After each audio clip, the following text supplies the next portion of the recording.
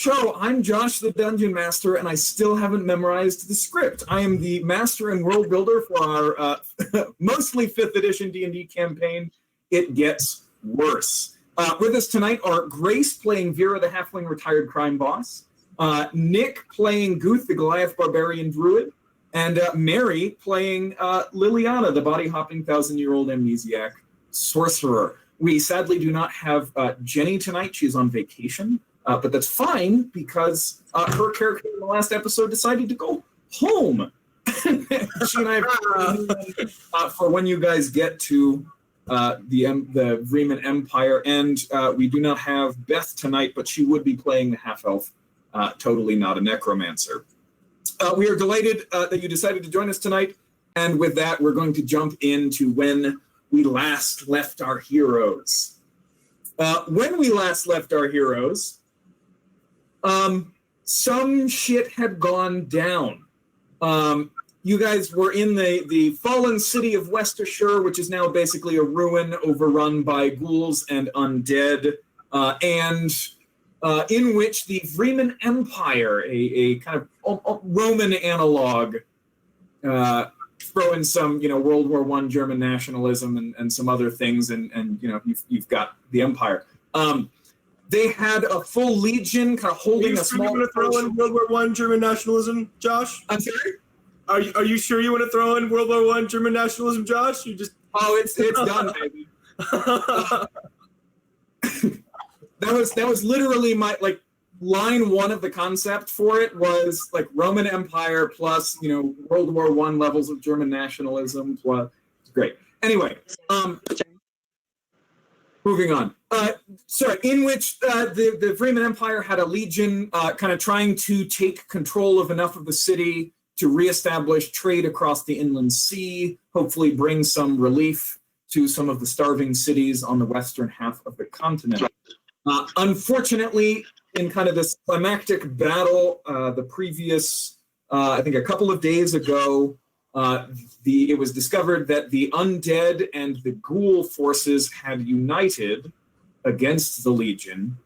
In the battle, you guys rescued the commandant of the Legion, but unfortunately were unable to rescue Talia's love, Gert, the experimental cleric.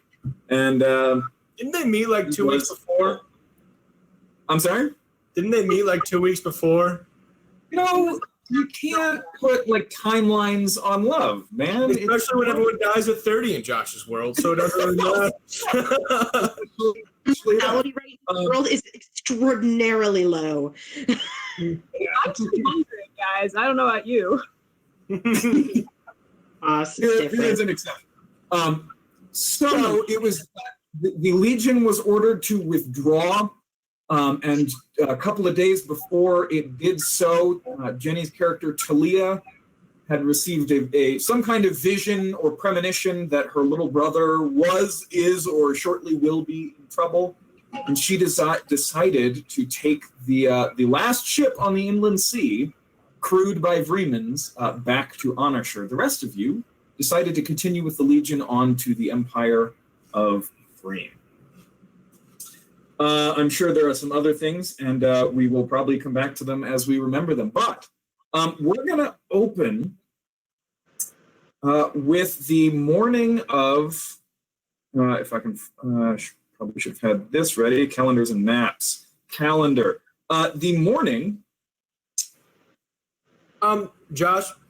Yes. Liliana and Guth had a conversation the week before. That's true.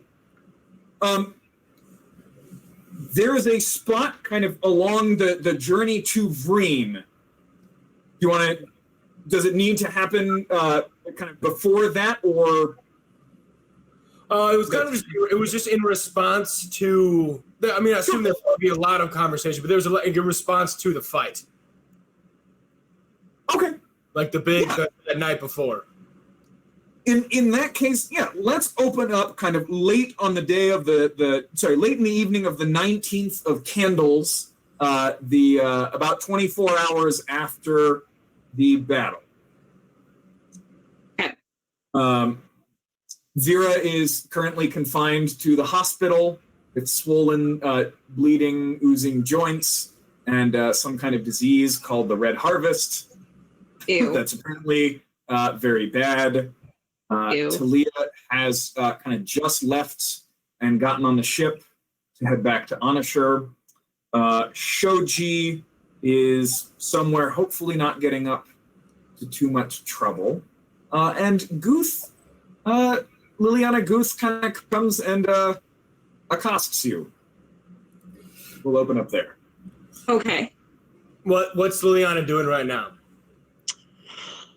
Oh gosh, let's see. After a battle, she's probably trying to get back into contact with that weird thrall guy who was like, "Hey, you have a mission," and she was like, "I don't know what that is." So she's probably like trying to, she's been spending a lot of time being very introspective, thinking about herself and like how she's doing, to try and like get back into contact with this thing. So she's probably just chilling, waiting for news on Vera and attempting to contact some otherworldly entity, the usual normal Friday.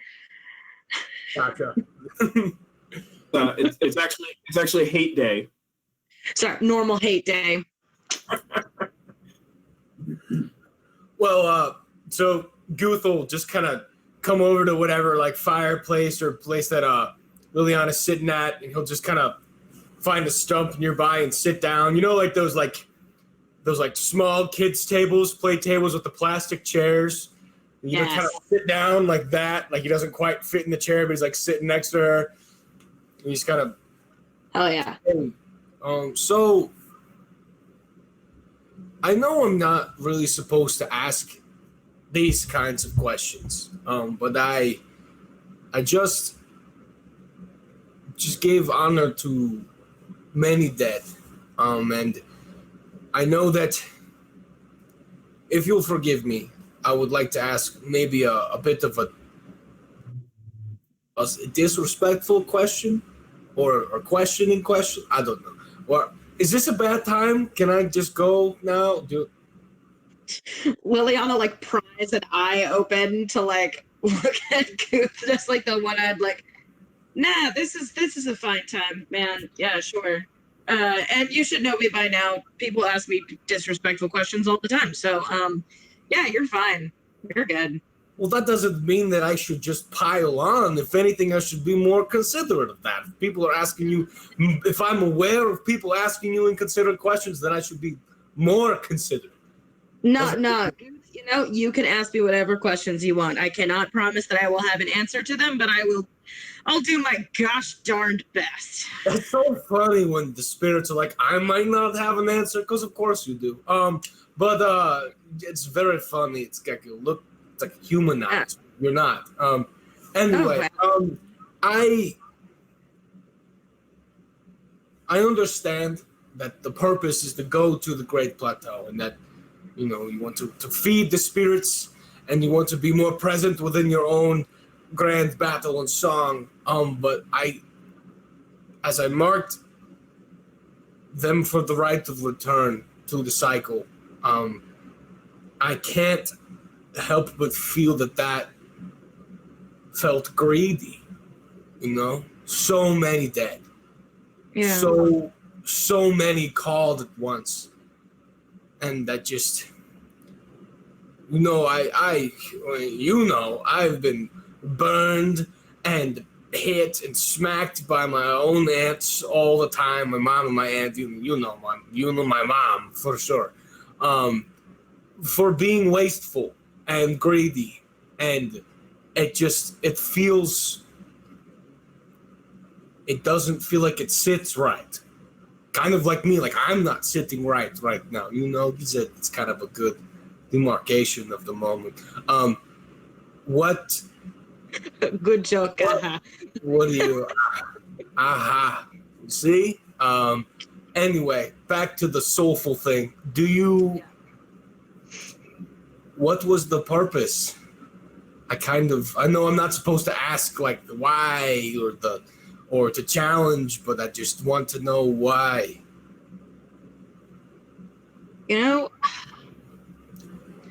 wish I knew. I really, really do. I mean, I've already died once, so the Great Plateau. I went to the Great Plateau or whatever, I guess, already once, and I weirdly have this second opportunity. I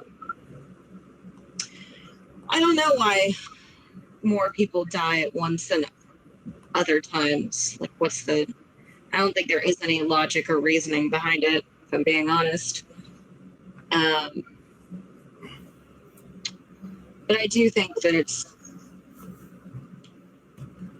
unnecessary. As somebody who already died in a big battle that I had no business being part of anyway. And then everybody else is doing the exact same thing. They're all fighting in battles that they have no business being part of. This isn't their fight. So I don't know, Goof. I wish I did. But then I really would be all-knowing if I knew that sort of thing.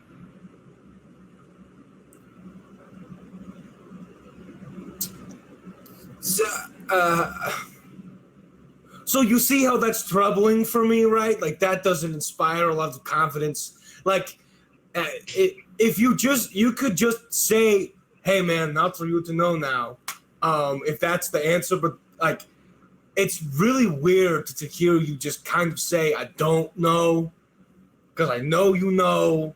So that felt oddly pensive for someone who was beyond emotion. Man, I wish I was beyond emotion, but you've definitely seen me get really pissed off. So, emotions are a bit of a funky. There's a difference between passions and emotions. But I don't know. I want. Okay, if you won't tell me, that's fine. But you are entirely too good of a person for me to try and explain the dourness of life to. Guth, what do you think? What is your heart telling you about why the Great Plateau takes more people at one time or another? Like what is it that your spirit, your own personal spirit, sings to you in this time? That's pretty poignant. It is about I see we are coming back. You were really confusing me before, but now I understand that you don't want to tell me the answer because you feel like I should already know. So that makes me feel better. Okay. He kind of sits and he like thinks really hard and like listens. It's okay if it takes some time, Guth. Sometimes there are other spirits who will just inspire you and move you. Your own personal genius will come and inspire you with ideas. And it's okay if they're a mess because, some geniuses are better than other geniuses. And sometimes some are just kind of iffy at best, but, it'll really hit you when one comes to you and you are just so moved and influenced by ideas that this will inspire you into knowledge. That would have been a really cool thing for Goof to hear. However, what happened is you just see Goof just tense super hard for like 5 seconds and then just go completely slack. And then just like think and then just is quiet for like a minute. And then kind of like, it's not like coming up from water, but you see his body kind of like wake up again. He says, okay, hey, sorry. In this moment, it now feels rude that I kind of checked out for a second there, but you told me to. I feel like maybe there should have been more of like a, hey, I'm going now, because I heard you talking until I was gone. It's okay. What did you find? What came to you in this moment?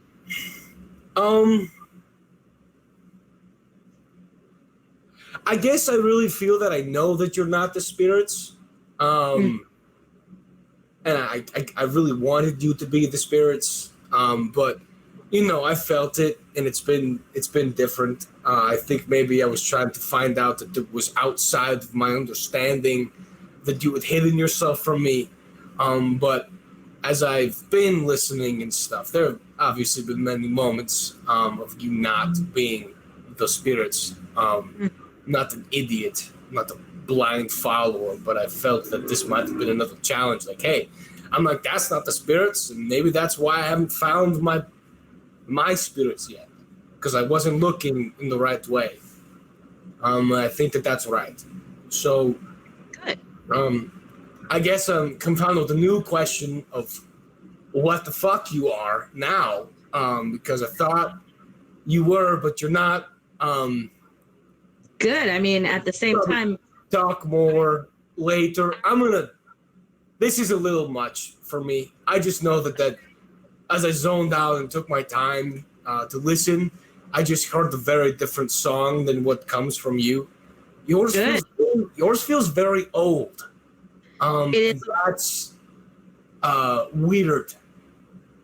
I died 1,100 years ago, so yeah, it's a little old. There's a lot. I think it's mature for me to say this is too much for me. Good. Good. Your time. Take your time. Say, hey, sometimes it's too much. You know, be a big, strong dude. Sometimes too heavy. The whole your spirits and the spirits is not the spirits, because sometimes the spirits is in the girl that's not the spirit, but she says she is, but she's acting like it. You know she's not, but sometimes you feel like you want her to be. So the spirits that you want to be within the spirit is not that spirit. Instead, the spirit's very old. Yeah. So you talk to that old spirit, but it's not your spirit, you know? I respect you so much, knowing that you are the kind of person who can tell me when you need your space. Thank you. It's usually a larger space than most, because, like, again, look at that guy. For whatever kind of space you need, you take that space. I understand. As someone who died 1,100 years ago, sometimes you just need some space. That seems like a really long you moment. I know you got to take you moments that felt. Yeah. That feels excessive to me. I'm sorry. I don't want to judge, but it was a very long time, and now I'm in that weird spot where you get so used to being alone that it's hard to not just be alone all the time, you know? Like, it's hard to reach out and find other people because you spent so much time being alone that now it's just a smorgasbord of emotions. So yeah, I feel that deeply. Yeah, I spent way too much time away. Though, if I'm being entirely fair, I did not know that that's how long I was going to be away, because I died. So I didn't really have much control over this situation, if that makes sense. Is that where you kind of went off the handle when the tall, skinny girl left? Yeah. You see, I kind of have abandonment issues because I've been abandoned a lot because I died. So, okay. You know, just a little. It feels like you left rather than... You know, not really. It kind of happened before the whole thing. You know, like, I was dating this guy, joined his revolution. He left me because his revolution was too important. I tried to prove to him that, you know, I was totally worth it. And then I died. Girls and the bad boys, like, ooh, I'm going to take down the government or something like that. I don't get it. It's just kind of weird. I made some iffy decisions when I was a young girl, and then I came back here, and then I met this great guy. His name was Oz. He and I kind of rubbed each other the wrong way, and then we became friends. And then he died, and then Talia said, hey, you know what, you're great, but I can't be with you around you anymore, so I'm gonna leave too. So basically my life is just a rotating, you know, group of people who say, yeah, you're really great, and then leaving. So, you know, it's just it's fun. He just kind of reaches and put his hand on your shoulder and says, it sounds hard. I'm sorry about that. Thanks, Goose. I appreciate it. I appreciate you. Like the hand's still kind of just on your shoulder. Just kind of looks at you for a long time. Gentle patting. Gentle pats. Just kind of like, let's go, nods, and then just like, okay, I'll come talk to you about that other thing. Because I'm I want to help you with your stuff. Like, I get my stuff done before I can do your stuff, you know? And he's like, Yes. I walk away. Like, okay, I'll bye. Okay. Lumiana's like, yeah, you take that you time. It's very important. Okay. All right. Mary, how is Liliana doing after? Not how is she doing, but like, what's going through her mind after that in watching somebody else's like intense self-analysis and introspection. So something Liliana has kind of come to a little bit recently, but is maybe still a little new to. It's good. She doesn't feel quite as alone in her, like, who am I? What am I doing? Where does my purpose lie? Where does my destiny lie? What do I do? And she's like, oh, thank God, somebody else is doing that too. Oh, goodness. Okay. All right. Liliana and Guth bond a little bit. We're going to jump to later that night. It is, Vera, you wake up, vomit some more blood into a pan. And as you're kind of laying there trying to go back to sleep, you're not sure how late it is at this point, but it's dark. You know, there's a candle in the room kind of illuminating some of the other areas that have been curtained off, some of the other patients in the hospital. You don't know how late it is, but there's very little sound coming from kind of the camp around, which allows you, with your ridiculous passive perception, 19, to hear kind of the rustle of kind of canvas moving across canvas, kind of that weird like sound, and you see somebody move into the hospital. And they are clearly trying to move stealthily. Do I have my equipment with me in the room? Yeah, your stuff is all there next to you. I am going to take my dagger, and can I can tell where this figure is, right? You can see the figure. They're not moving from like spot to spot and you know, kind of diving around. They're trying to make very little noise, but they clearly don't expect that anybody in here is awake and looking. So you can definitely see their shape, and they're clearly dressed for stealth. Most of the face is obscured. Is there any way that I can counter sneak and try and get behind them without them noticing me? Yeah, roll a stealth check. Oh God. This is not, because I'm not quite sure how this is going to be affected by the sickness. You have a minus, where's my red harvest? Here we go. So you're in stage 1, but you've been treated. So you have a minus 4 to dexterity, but you've been treated. So can eliminate the charisma penalty. Dexterity failed check to creature.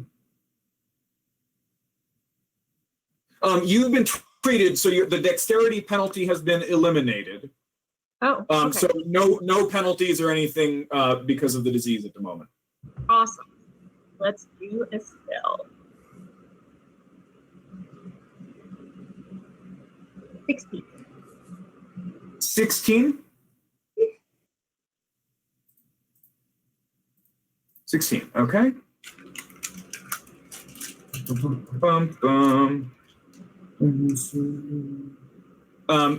Nick, you guys are going to be going east.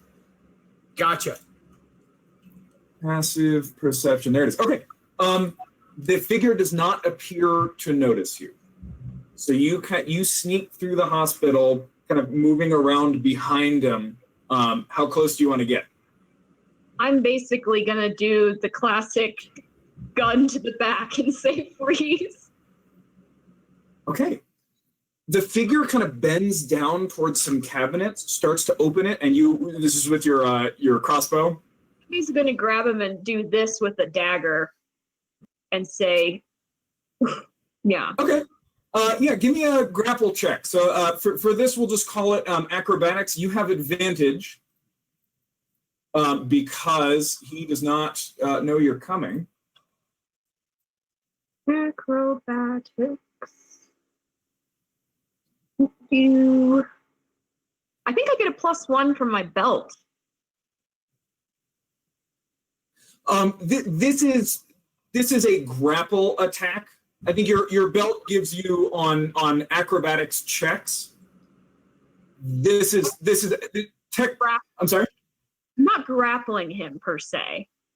It's just I'm trying to dagger. You're trying to grab. Because, like, for example, if I could do this just by poking him in the kidney, I would. So are you putting a dagger in his back, or are you grabbing him and putting a dagger around his throat?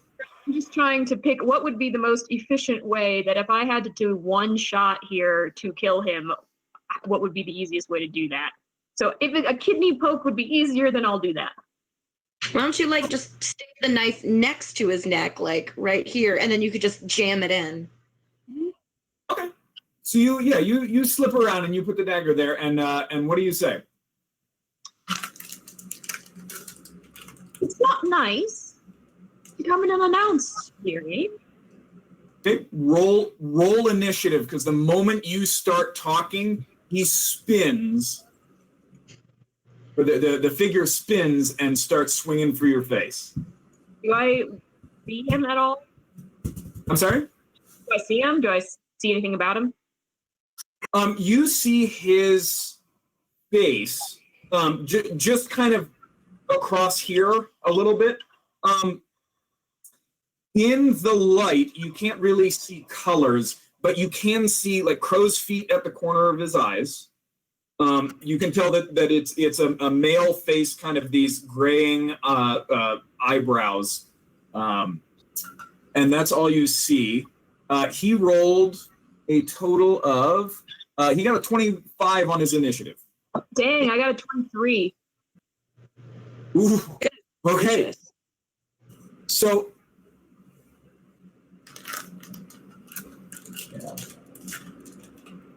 Do I get to stab him though? Because that was a surprise. You got a surprise round. You were there. Yeah, I'll give you one attack. Cool. So this will be +7. My thought. I mean, could Grace not attack if she doesn't want to? She could just be like, once he turns, she can just keep pressing and be like, if this guy keeps moving, it's gonna cut it. Does that work? Kind of thing?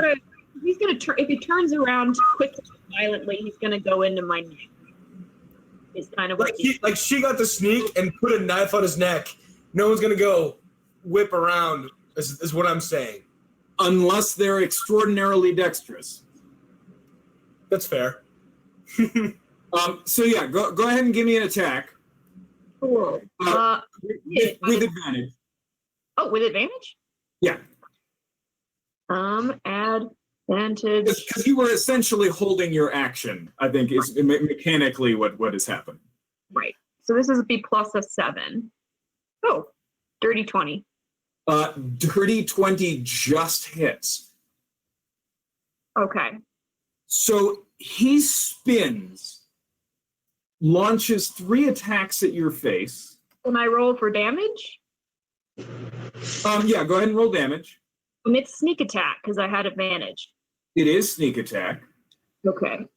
So it's 2d4 +4 plus 2d6. Okay. So here are the 2d6s. And here are the 2d4s. And then +4. So he takes 15 points of damage? Yes. Okay. So he spins. You kind of go for it, and the dagger stabs kind of into the shoulder a little bit. 3 fists come flying at you, slam into your ribs twice, and the third one clocks you in the face. You take 20 points of damage. Is that a monk? That's a monk. You manage to kind of knock a couple of them. You definitely lessen the blows, but this guy is definitely trained in hand to hand. But it is now your turn. Mary secretly hoping it's Jocasta, who we know like possibly came back from the dead, is just sneaking around the world now. Apparently, chat is curious about the height difference. There's definitely a significant height difference. Okay, that's good to know. There is no part of you that thinks this is Gideon. That would be pretty impressive. Unless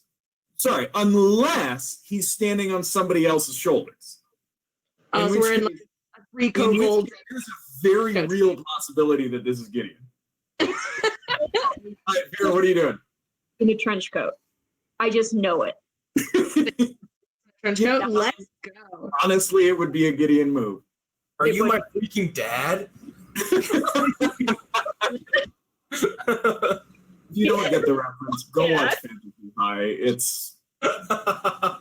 Go ahead, Vera. What are you doing? Your own dad. I'm going to question. Yes. New rogue who dis. New key who dis. Yeah. Does it require key for me to take a dodge action? No. Anybody can use an action to take the dodge action. Okay. So I'm going to... As a monk, you can spend a key to do that with your bonus action. Awesome. That's what I wanted to know. I am just going to hold my knife in a defensive posture and just say, can we talk civilly? And take the dodge action. Okay. I'm also doing this quietly so that he knows I am actually not trying to alert anybody at the moment. This whole exchange takes place in less than a second, and neither of you make any noise other than the whispering. You see the figure, right, about to go into another flurry, pauses, head cocks to the side, and you hear an older voice say, after Sister Jocasta's death, I had not thought to see any more of Sister Cadmium's training outside the temple. Hands go down, low bow. I greet you, sister, and apologize. No offense taken. I'll bow back.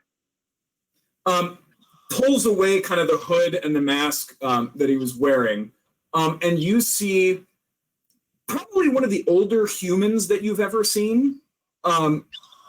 In human years, actually probably about your age. Fairly short for a human. It's got a couple of feet on you, but well under 6 feet tall. Has kind of a scraggly white beard. Clearly lots, like all of this is bald and kind of the rest is just cut extremely short.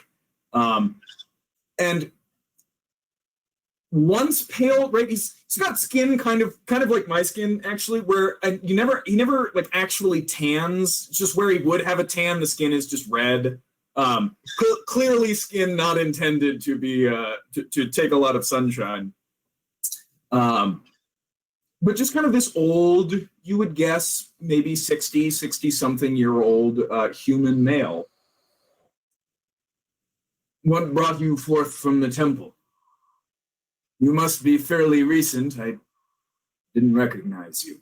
And he hands you what he was taking out of the cabinet, which he kind of pops the cork on and hands you what's definitely alcohol. You can't tell if it was intended to be consumed or intended to disinfect, but from the deep swig that he takes out of a different bottle, really functions as either. That's the best kind. Oh, thank you. I'm sorry I don't indulge. But No? bit of a tale? I will certainly confess I am a novice, as probably you could tell, but I had another task. And that task took me beyond the mountain. Well, he reaches over and kind of grabs the one candle. Let's talk about it. I haven't talked with another monk for quite some time. Come to my room, and I'll take him to my little area or whatever. Yeah, you kind of hop up on your gurney. He moves quietly another one over, and it kind of sits on the edge of it. And kind of over the course of this conversation, he is drinking deeply from the alcohol here. Sister Vera Mayweather. I'll shake his hand. Oops. Forgot his monk name. It's always a color or a flower or a part of nature. For an official monk. Brother Jasper. And you have heard that name before. When you were on the monk, when you were on the island, you were told that only 2 had ever left. Jocasta, Sister Jocasta, whom he mentioned, who left to change the world and never came back. And Brother Jasper, who left to change to save the world from itself.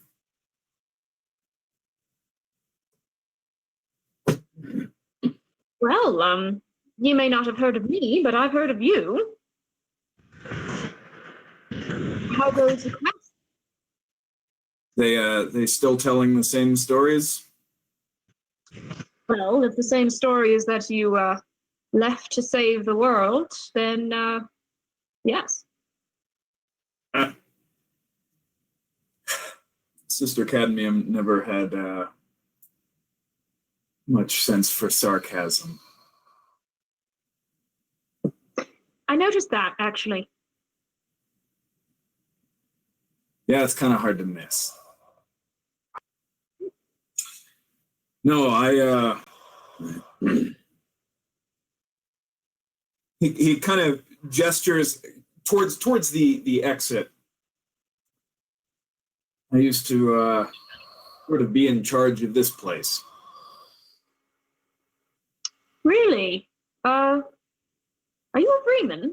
Do I recognize that in his accent, or? No, not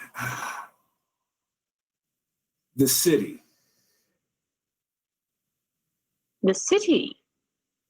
Oh. Wait a minute. As Vera, do I know who this must have been? Because...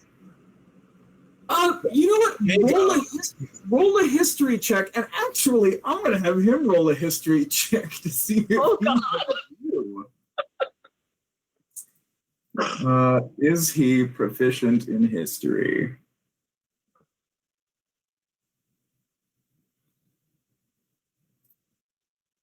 Okay.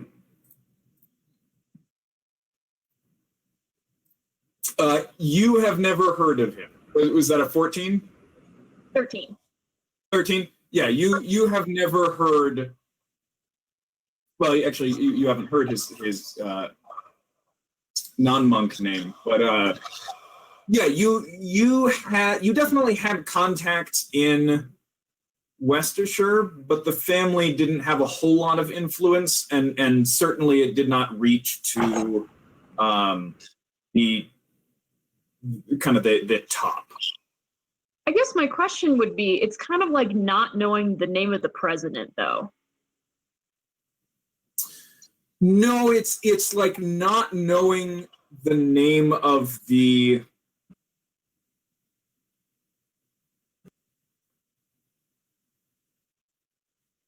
So General, like the two cities. No, comparison failed. The two cities definitely had. There's lots of trade. No, that would be a fairly low DC. No, you're right. If the DC should be really low. You know that the trade master. So Anashur no longer has a trade master. Westershire Or a retains. population. I'm sorry. Or a population, but yeah. That's it. So Anashur does not have a trade master anymore. Used to, no longer does. Westershire maintained the position, and kind of in theory, the trade master is the kind of the executive head of the city, and the merchant council is an advisory body. In reality, the position of trade master in Westershire was fast approaching kind of extinction, as it did in Anashur, long ago. When the city fell, the trade master's name was Usmanov. Sorry, my player mind is currently being drawn right now. hold on, I have a question now. Does that mean Usmanov knew Jocasta, but since they never met face to face in the last campaign, they never made that connection? Didn't they meet in the last campaign?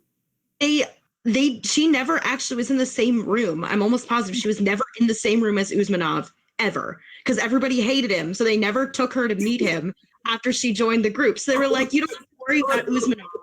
And so the first time he sees her is when we did our one shot and she was dead. Yeah. Oh my gosh. Did they know each other? Holy shit. He quite possibly, yeah. Oh my god. Dude, Anyway. y'all suck. You never let Jocasta meet another member of her crew. Y'all are the worst. Look, you guys decide kind of what the party does. So yeah. And Frank, we hated Jared, so I'm going to give him a second chance in this new campaign. Do it. I want to know him. I want, if Jocasta comes back, that means that she and Usmanov have chatted at this point. So, character from a previous campaign. I apologize. This is a major character from the last campaign, so I'm kind of freaking out right now. So yeah, he claims at least to have been the trait master. Usmanov, if I'm not mistaken?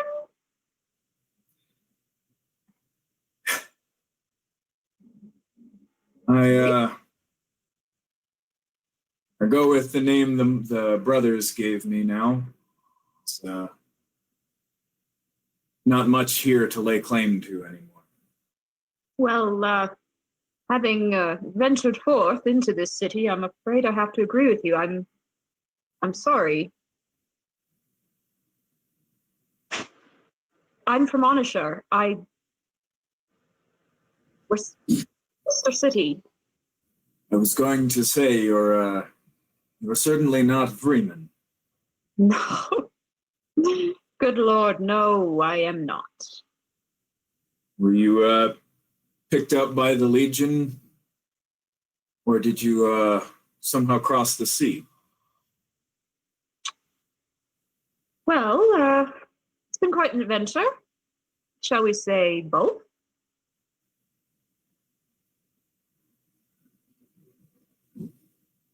He takes another swig. I've got nowhere to be. Talk to him. Well, things in... What have you heard about Anashur? Shall we just start there? frankly, never liked the place, and after the sea went all to hell, I kind of ignored it. The answer is not good, unfortunately. Starvation and violence. And something which will be familiar to you as a West Assuran, the ghouls, naturally, are coming. They taken hold over there? Not taken hold entirely, but they're coming. And we lost a friend to one of them and decided that that wasn't the end. Or it shouldn't be. So we went off on a madcap little adventure on the only ship that seems able to cross this ocean. I admit that I had other reasons, but that certainly was one of them, to find a future for our friend. We end up here, we fall in with the Vreimens, and we've making some expeditions into the city, shall we say, ever since. You're chasing that rumor. In a desperate world, what else is there to chase? Well, I'll set you straight on that. Cleric in the Empire, raise the dead, something along those lines. Well, I was there. No cleric involved. Some shaman from the plains made them new bodies and brought them back.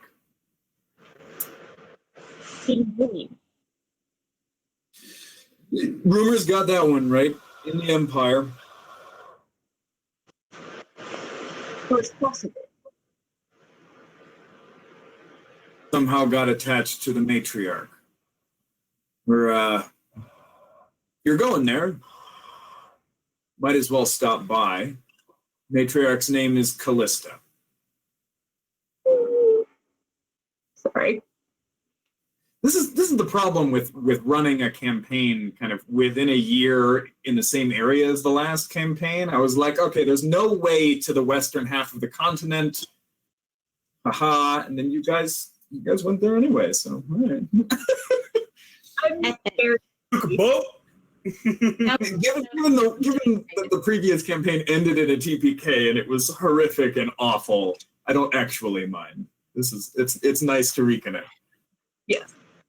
Someone died. We had to go back, you know. Yeah. But the person you're really looking forward for is a shaman named Loravis. Loravis. It's funny. I mean, one of our companions is a shaman of that type. To be perfectly honest, while this quest, shall we call it, to give it a grand name, may have begun, at least for me, as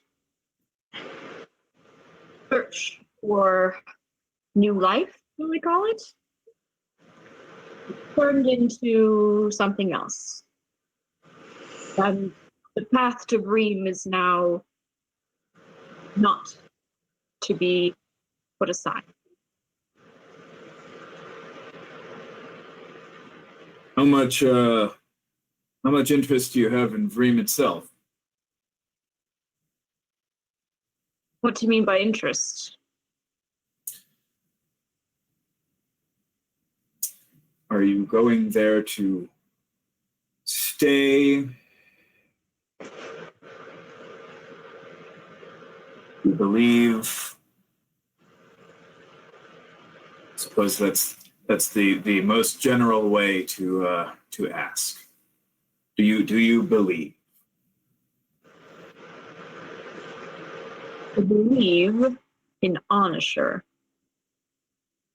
And that is the only reason I would set foot in those walls.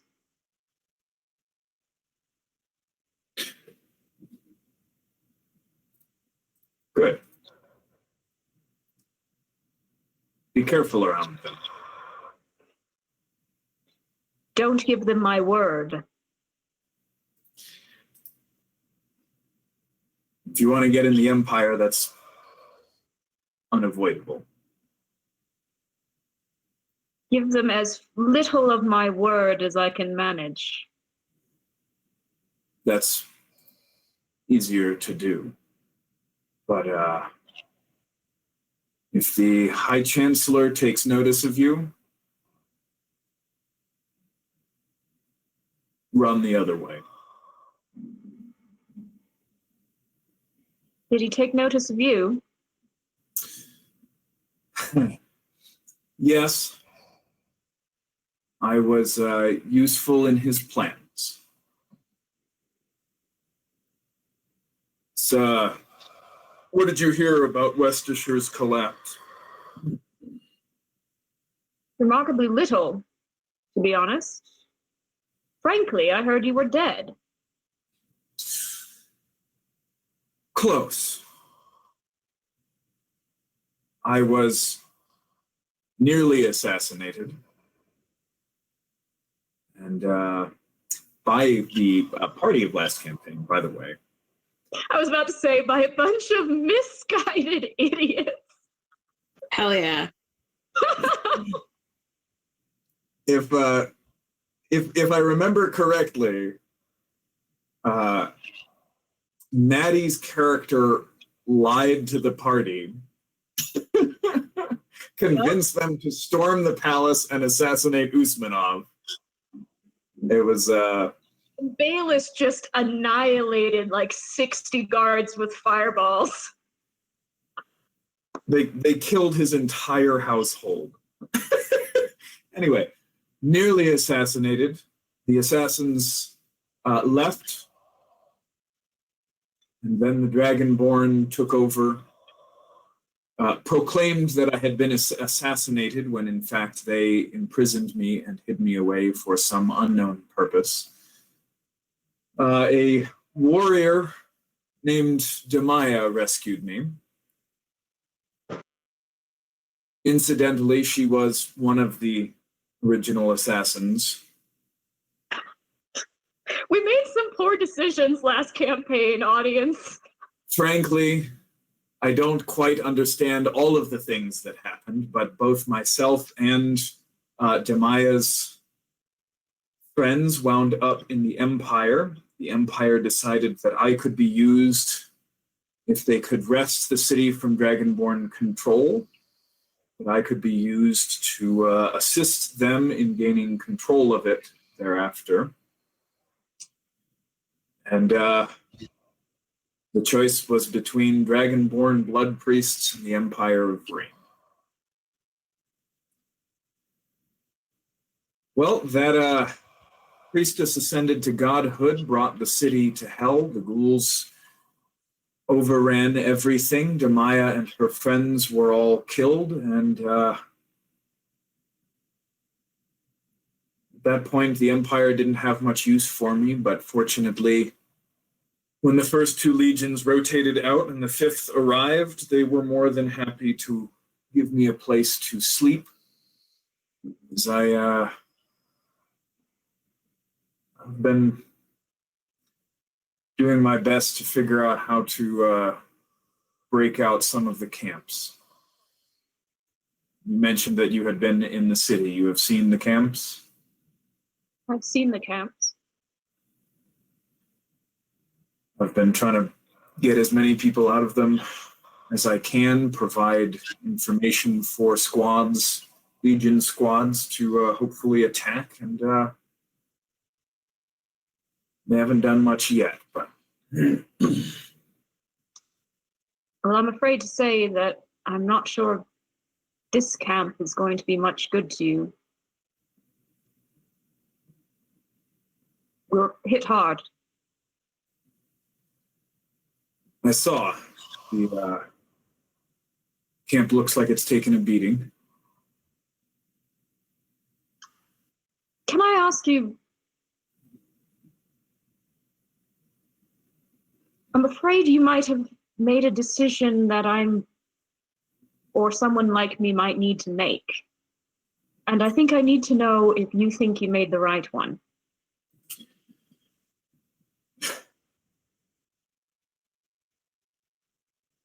Vreim will not sacrifice the blood of your citizens.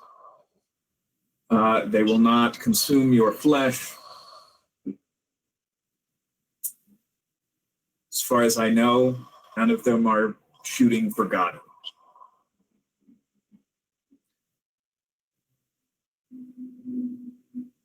When the choice is between the Empire and the hegemony, I made the only possible choice.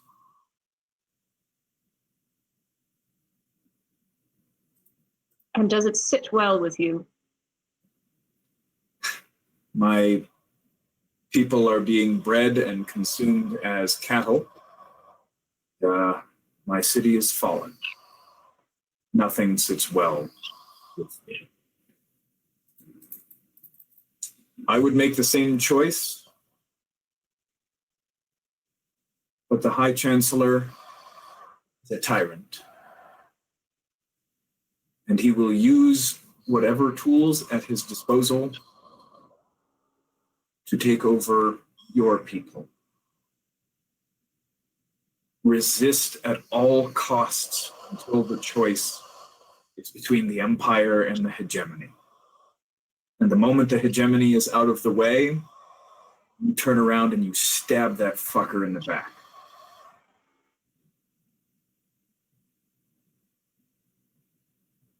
You say he'll go to any end to get what he wants. I think I can assure you that so can I.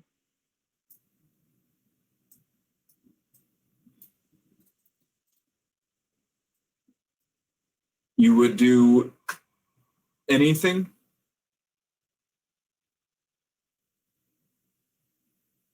I will admit that there are few lines I don't cross. Shall we put it that way? But there are some. To my knowledge, the Chancellor has none. And what does he really want?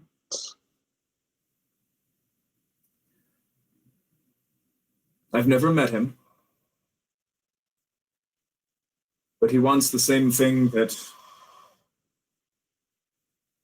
I suppose all of the Vreimen want, and that is power and domination.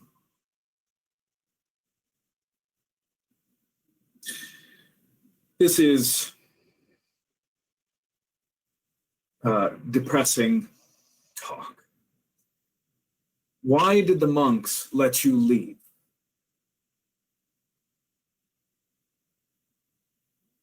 A foolish decision on my part. I'm not quite sure they let me. Be honest? Why did you want to leave? It's rare for anyone to join the monks and then go anywhere else. I'm going to tell you a truth.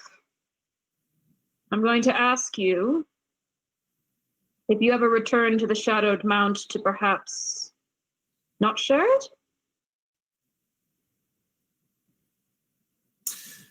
I have been there, must be 5 times only. The first to initiate and to begin learning before taking up my duties as trade master.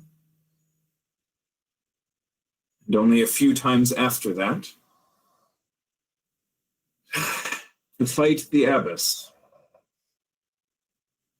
to convince her that We have purpose elsewhere. And frankly, each time she trashed my ass. I tried that too, to be honest, but I joined them for perhaps ignoble reasons.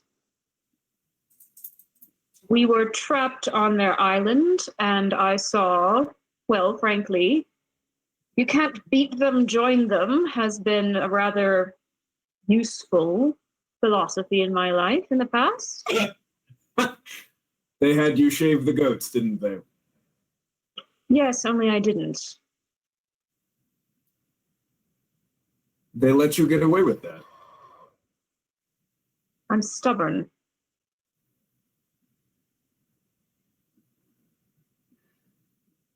They must have seen something else beyond stubbornness. Sister Cadmium specializes in stubbornness. Yes. Or, correction, she specializes in breaking it. Break easily.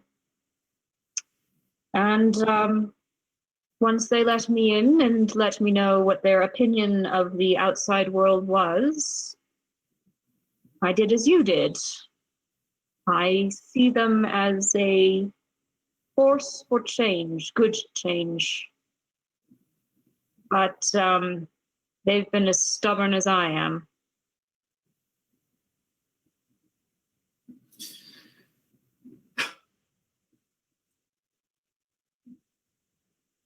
It's not stubbornness.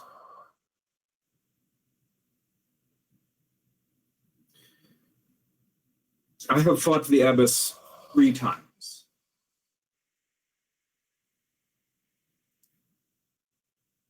It's not a fight. Not really. It is not some barbaric contest of physical might, or even cunning.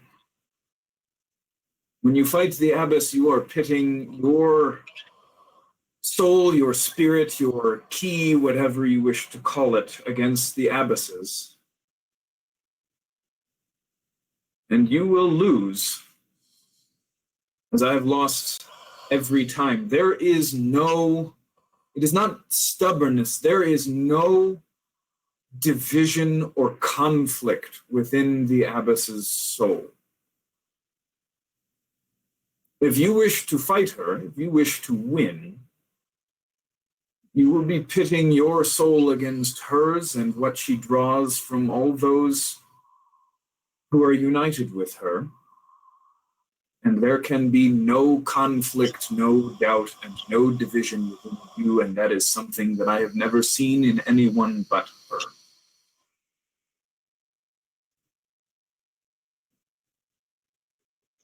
You know, There's a God.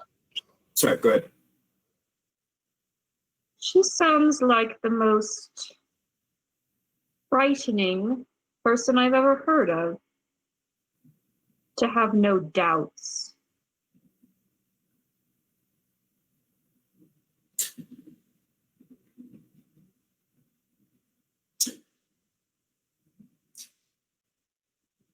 It is perhaps not. It is not. She does not lack doubt, I think, in the way that you think. It is not a. It is not a narrow, closed-minded. Right? There is not a lack of doubt because she refuses to countenance anything else. It is a lack of doubt because she has fully embraced all of it.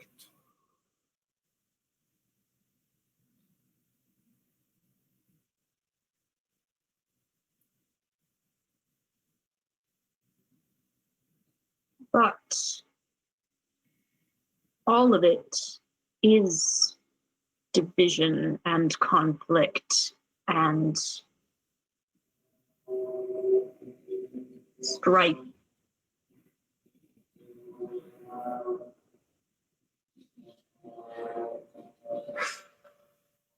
Everything outside of us is.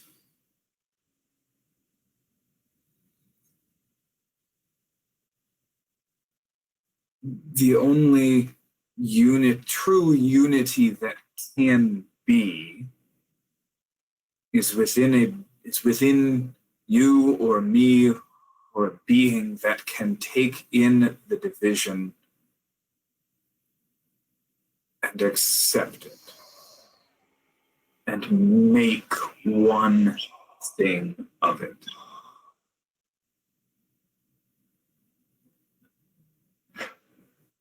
I apologize. It has been many years since I returned to the mountain. Their absurd mumbo jumbo is difficult to remember and to make sense of again after so long. The simplest way I can put it is there is a God within you, sister. There is a God within me. I cannot face him. The abbess can. That is the simplest way that I can put it. If you wish to challenge her, if you wish to convince the monks to abandon their reclusivity,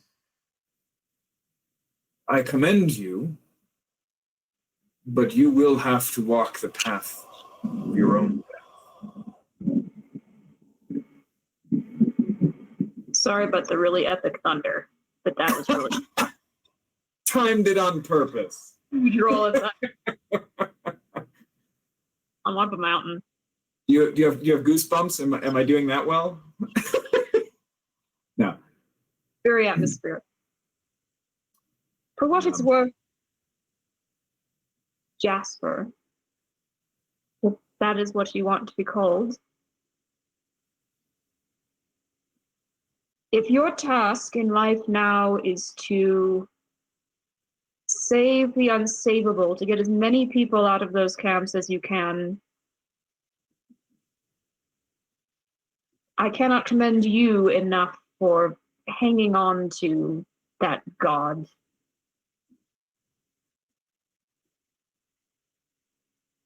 Keep the faith.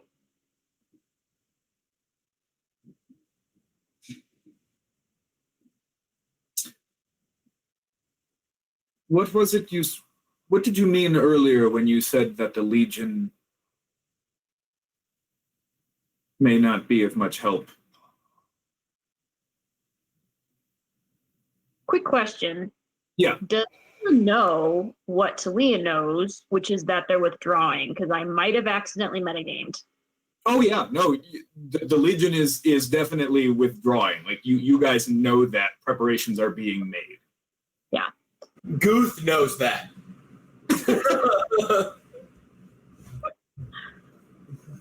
This Legion is pulling out. What? The alcohol like shatters on the ground. Bunch of other people kind of sleeping in various places, kind of, what's happening? And he just storms out.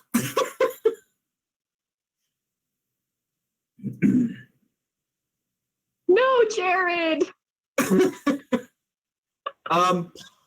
We'll go ahead and do this now. Vera, you are prevented from following him. I don't know if that's what you intended to do, but if you did, you are prevented from following by another bout of vomiting. And we'll go ahead and do this for this morning. Actually, Guth has prepared lesser restoration. So we'll move to kind of the morning proper.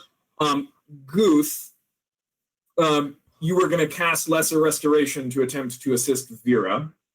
So I'll kind of like, after my last mishap of being in the medical tent,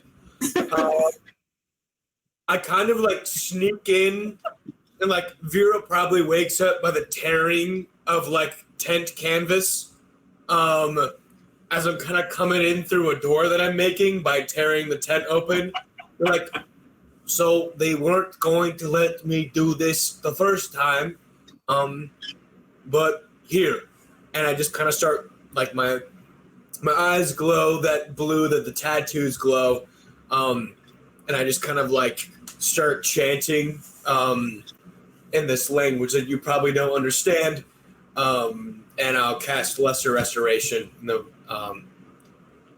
So. All right. So you, in stage 1 of the disease, a lesser restoration will give you advantage on your con save.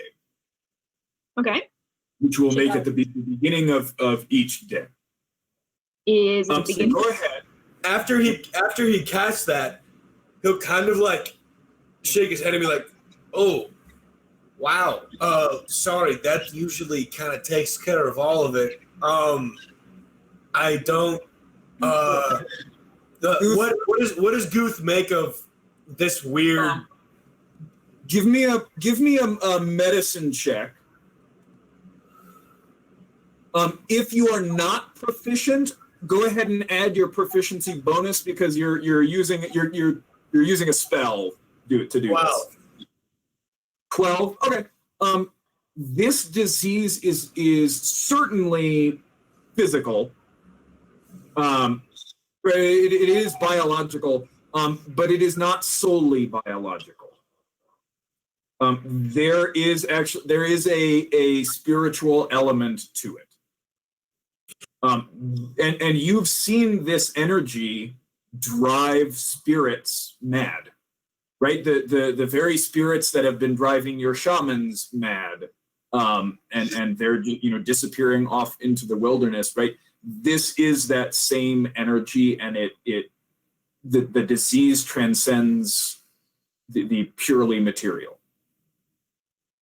Guth kind of like sputters about how it usually works the first time and then trails off and goes quiet for a second, and then just is like stunned looking at your like scabs not healing over, and then he says, "Okay, so I like you, but if you start clawing at your own flesh, I'm gonna have to do something about it. If that's not disconcerting." If Sorry. I start to claw at my own flesh, etc., please kill me. Yeah, no, you don't have to say please. I'll get you for sure. Yeah. I mean, Wow, that takes it off my shoulders. Thank you for that. I was gonna have a weird guilt thing, like, oh, she has kids or something, but like, no, like this is what I'm fighting against. If you're not, have I told you what's going on? well, I have heard that Liliana may be the spirits you have been searching for. No. Sorry, that was a me thing. I think I kind of knew the whole time when like she wouldn't ever speak Orc, or like bare minimum didn't know what I was saying when I spoke Orc. That was kind of like a, not an idiot. There was a lot of stuff, but anyway, that's so my. In typical Japanese anime style, Liliana's in like a completely different tent and sneezes. She's like, what the heck? Like, someone's talking about me? Yeah, so my echo is going through some problems with this specific I don't know what it is. It's a power. It is affecting things that it shouldn't. This is not just a disease. This is something more than a disease. And I was sent on a mission from a faraway place to kill the hunter, which is to kill what this is. So best of luck. Take care. Do great. You know what? Have an orange. And he just kind of like fumbles at whatever like side table and like offers you whatever he picks up. And I hope you feel great today. And then just kind of like just tears through the sidewall. Like no like kind of sneak through, just gets out. Vera, you're left sitting there on your table holding like the helmet, like a Legion helmet that he just kind of like pulled off of a pile of equipment from a nearby table. Okay. And go ahead and make your Constitution saving throw with advantage. And then just for so Manius would let you guys know this, not in mechanical terms, but in mechanical terms, Nick. If you cast Lesser Restoration on her, she will have advantage on the save. Then the next save against this that she makes within the next 24 hours. So you don't actually it's not like you have to spend a spell slot at the beginning of every day. You can cast it on her kind of the night before, and it'll still give her advantage. Cool. Ooh. Heyo. Okay. You're the best. Start tracking this. Okay. Saved on the night. This is the 19th. This is the morning of the 20th. Okay. Okay. Good. Covered that. Good. Okay. You guys spend a couple of days here. You're training. You're gaining your level. So kind of the way we do it, Nick told me earlier today he's never actually been through my like homebrewed level up rules. So we'll run over this real quick again. If they're 2 characters, first level up. Crazy. So it takes a week, right? So when you kind of get to the point where you can gain your level, takes a kind of a week of training. You need to spend at least half of that week working on your new skills. You can spend the other half of each day working on proficiencies, learning a tool, whatever. I've got stuff where I'm keeping track of all of that for you guys. So we'll go ahead and do this now. Over the course of the next couple of days, and then the journey to Vreim is 9 days. So just kind of over the course of this time, just tell us kind of what are you doing to kind of work on your skills for the class that you're taking this level. And then what are you spending, just kind of briefly narrate, what are you spending the other half of those days kind of doing or working on? And we can go ahead and go in the order that you are on my screen. So we'll do Vera and then Guth and then Liliana. I am going to keep doing I guess I never really learned the weaving thing. It's my favorite. It's my so favorite. you find some some elastic-ish material, kind of create one of those giant rubber band-ish things, and you practice your katas. Yes. Okay. I will also be, again, renewing my relationships with all of the cooking people. I know they don't let me in there, but I'm going to have the kitchen staff still be reporting to me in med tent. And I am going keeping my eye on them to make sure there is no quality dip. It's like a sous chef. Like they got to bring in the pot and they have like an extra long ladle where they feed her. And she's like, more salt. Like, so here's the great thing, Vera. It's great that you succeeded on that save because, and again, I'm telling you mechanically, but kind of Manius would be kind of explaining what they know about the disease. At this stage of the disease, lesser restoration does not cure it. It gives you advantage on the saves. A greater restoration spell does cure it outright at this stage. So you succeeded that day, and then go ahead and give me the con saves for the second day. Still with advantage. Still with advantage, yeah. Guth is still helping you. I'm assuming I'm getting my hit points back that Usmanov smashed the heck out of me. Oh yes. Okay, good. Advantage, con save. 17. So had you failed 2 saves, you would have progressed to the next stage of the disease. If you succeed on a 3rd in a row, your body just kind of kicks the disease entirely. But that is actually irrelevant because at kind of the end of the second day, the supply train from Vreim arrives in Anashur. They're all escorted kind of up to the Legion camp. And you guys meet, I'm sorry, Westashire. And you guys meet Garrett's replacement a new priester had been sent for before the attack, right? Because Garrett was being court-martialed. And then, he died. Her name, let's see, a very kind of plain looking woman, Vera, strides into the tent kind of towards the end of this second day, wearing equipment very similar to Garrett's, kind of that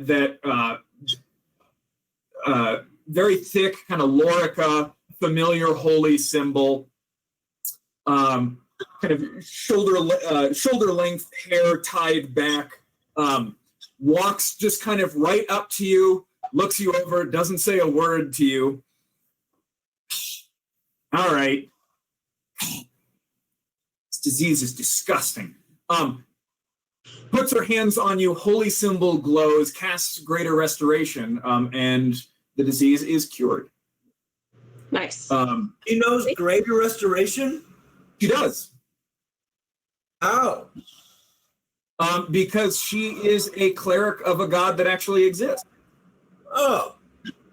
How tasteful.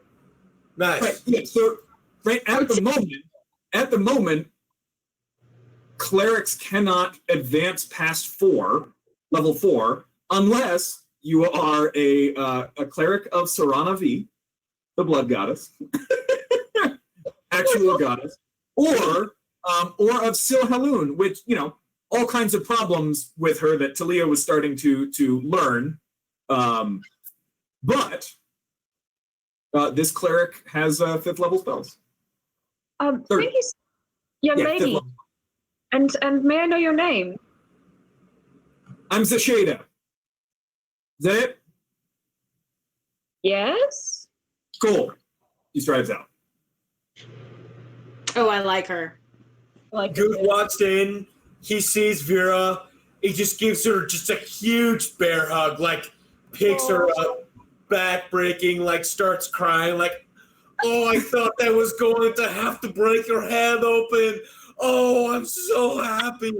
Oh, man, I would have never forgotten that. Oh, my God.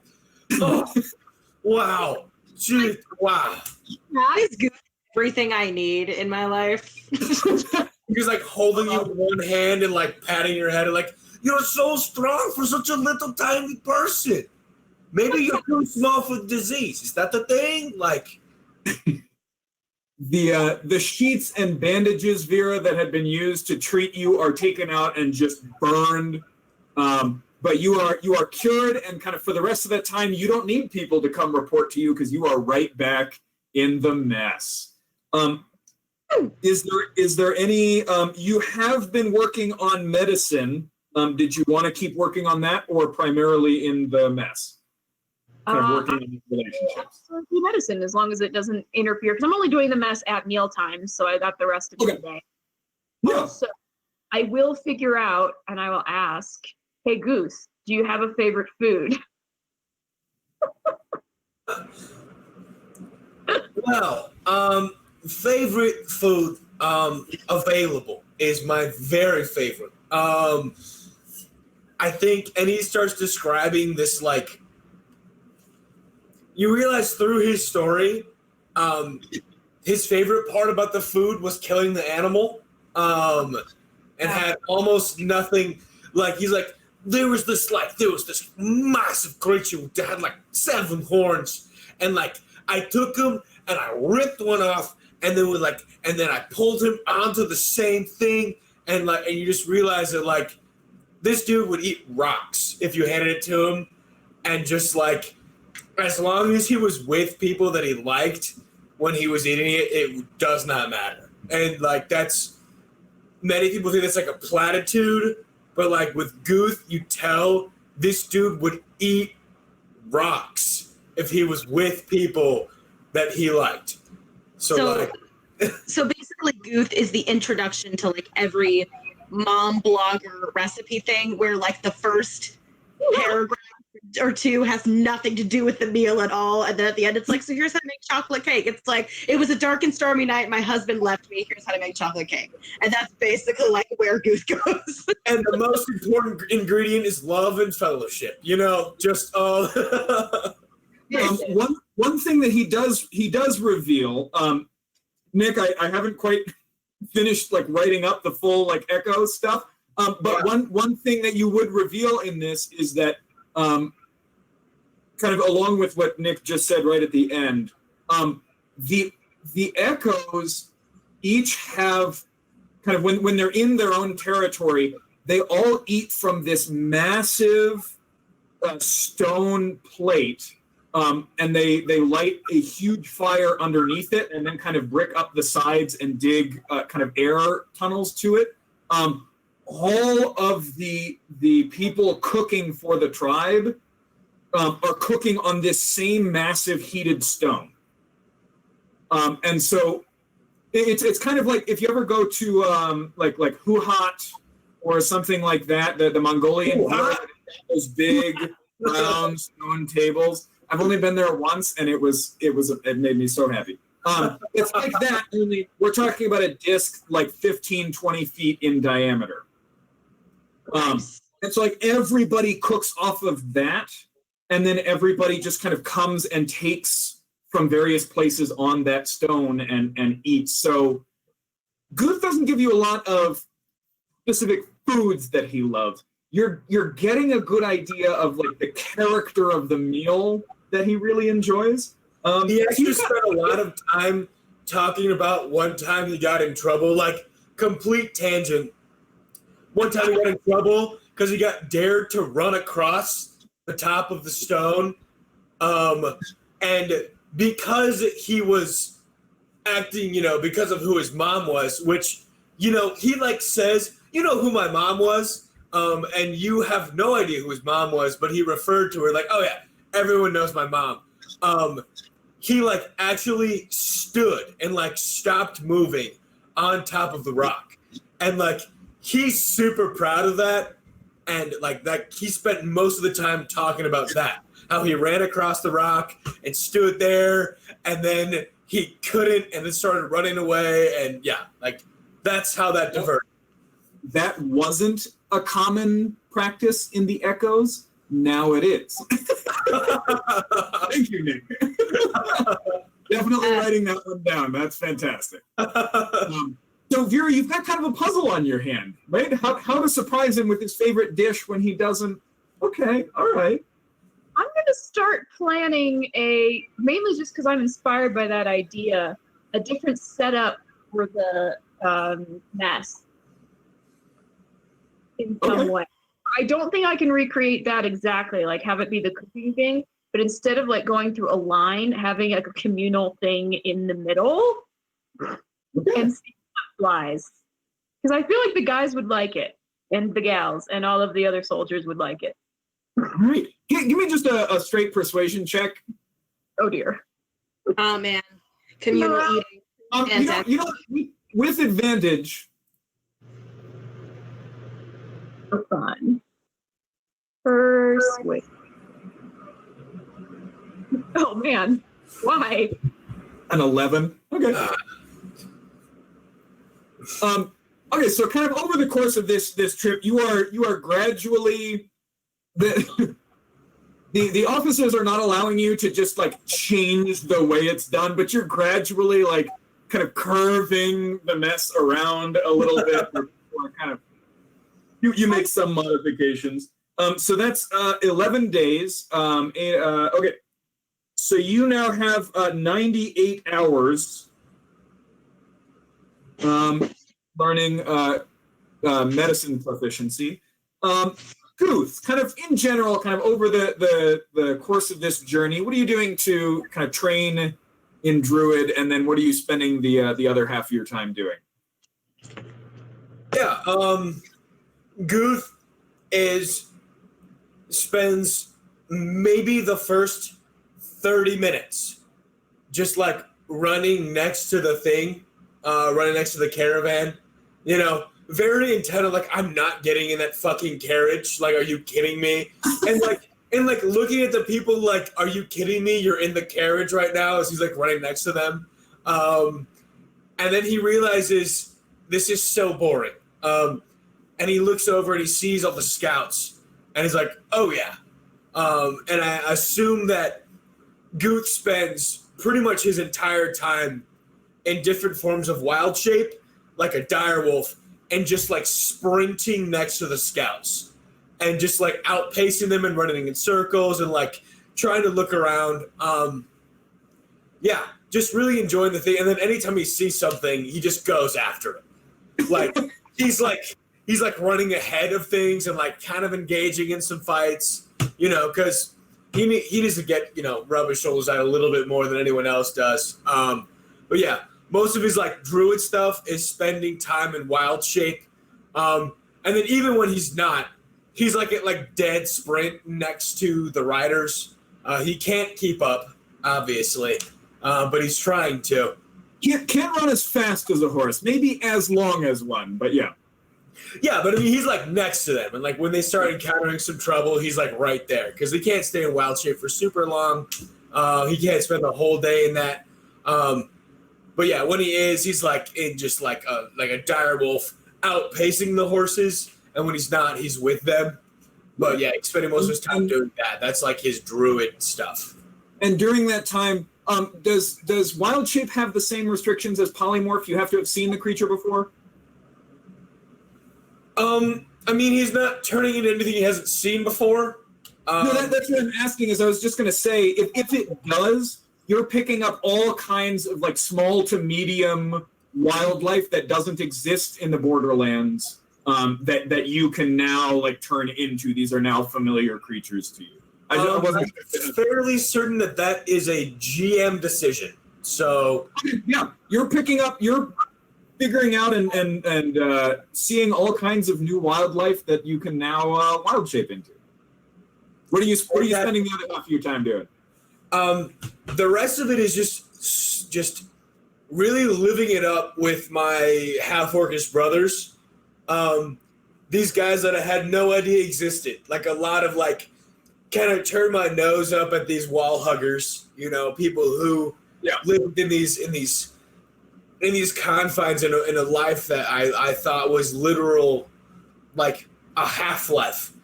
Like you're not even close, and just really enjoying the time. If I ever can, doing everything I can to try to make that rugby game happen, where it's just more of a fight than actually a sport. But just like literally every night, it's like, hey, what are you guys up to? Like, Blood Ball would be a great plan if you're free. I'm feeling limber. Like, it takes off really fast, right? So now that everybody's you're not trying to do it while everybody is preparing for this imminent battle, and you guys are just kind of across the wilderness. Yeah, in the evenings when the camp, kind of the trench around the camp is dug, the palisade is set up. Yeah, you start a what is it called? Blood Ball? I'll get a better name for it. Yeah, you play this sport, and yeah, the legionaries love it. Teams are formed. various squads kind of combine to form different teams. Rivalries are born. It's fantastic. I think there's a couple moments where like I'm very much again arm around Dogger the whole time, and like, hey, don't play. Dogger went back to Onisher. He did. Never mind. Yeah. Okay. Well, never mind. Yeah. Forget about that. Anyway, yeah. Just really like connected with them. I spent a lot of time hanging out with Dogger, and like, as much as it was like, hey, Dogger's cool. I'm also like, but like, hey, can I come hang out? And like, as much as Guth is trying to not be sheepish in these moments, he totally is. Like just in a very like, hey guys, you want to see how fast I can eat all of this stuff? Like super, like isn't that super cool? Like middle school, like look how impressive this is. Anyone? Look how many grapes I can fit in my mouth. Look how many grapes. Yeah. But yeah, I was gonna say he spent a lot of time in the medicine tent trying to help out with Vera, but she's more than fine. He kind of pokes his head in once in a while, does all he can to get him back to a neutral standing, because before he wasn't allowed in there, and especially since he ripped a hole in it, because he's damaged the tent and damaged the tenants. So he did a lot to just try and smooth that over, just help. And now he's just like, honestly, like he kind of forgot a little bit. It's very like summer camp-ish. Like I found a new squad of best friends and we're just hanging out all day. All right. That's good. Alrighty. Give me a persuasion check with disadvantage. Disadvantage. Yep. Drat. Wait, sorry. Set that down real quick. Disadvantage. Persuasion. Oh, I'm so good at these things. Yeah. Oh, Jesus. That's wild. Well, there it is. Wow. A 1 and a 3. A 1 and a 3.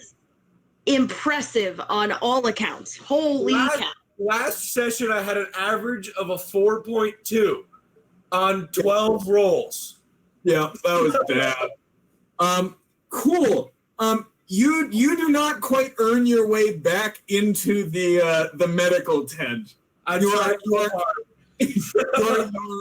Your magical medical skills are occasionally required of you, and only then are you allowed kind of in the tent. But I think what's funny is that I actually only have healing word prepared, so they say you can help if you stand outside. You can just pile in. You're pretty sure, though. You're pretty sure you're winning Manius over. It's only a matter of time. All right. What are you doing to kind of advance in your sorceress abilities, and what are you spending the other half of your time doing? I was going to ask that, like, kind of on a technical level, since a sorcerer's powers are all something that are innate, how would one go about training in sorcery? Like, I've been trying to figure this out since, like, the first time I leveled up. I was like, how on earth do I actually level up in sorcery if a sorcerer has innate magical power that they don't train in? Considering that your kind of subclass is wild magic, or your archetype is wild magic, that is a great question. I don't know if you like walk out a little ways from the Legion, like kind of hustle up to the front of the Legion and then walk like perpendicular a ways, and then just start like blasting magic all over the place as the Legion kind of passes, and then kind of jogging back to the front, going off a ways. Well, I don't know. It's up to you. Okay. Honestly, I think that makes sense. Where it's like sorcery is innate. It's still, material components are still required. So you could be kind of searching for, creating, and getting familiar with new components. Okay.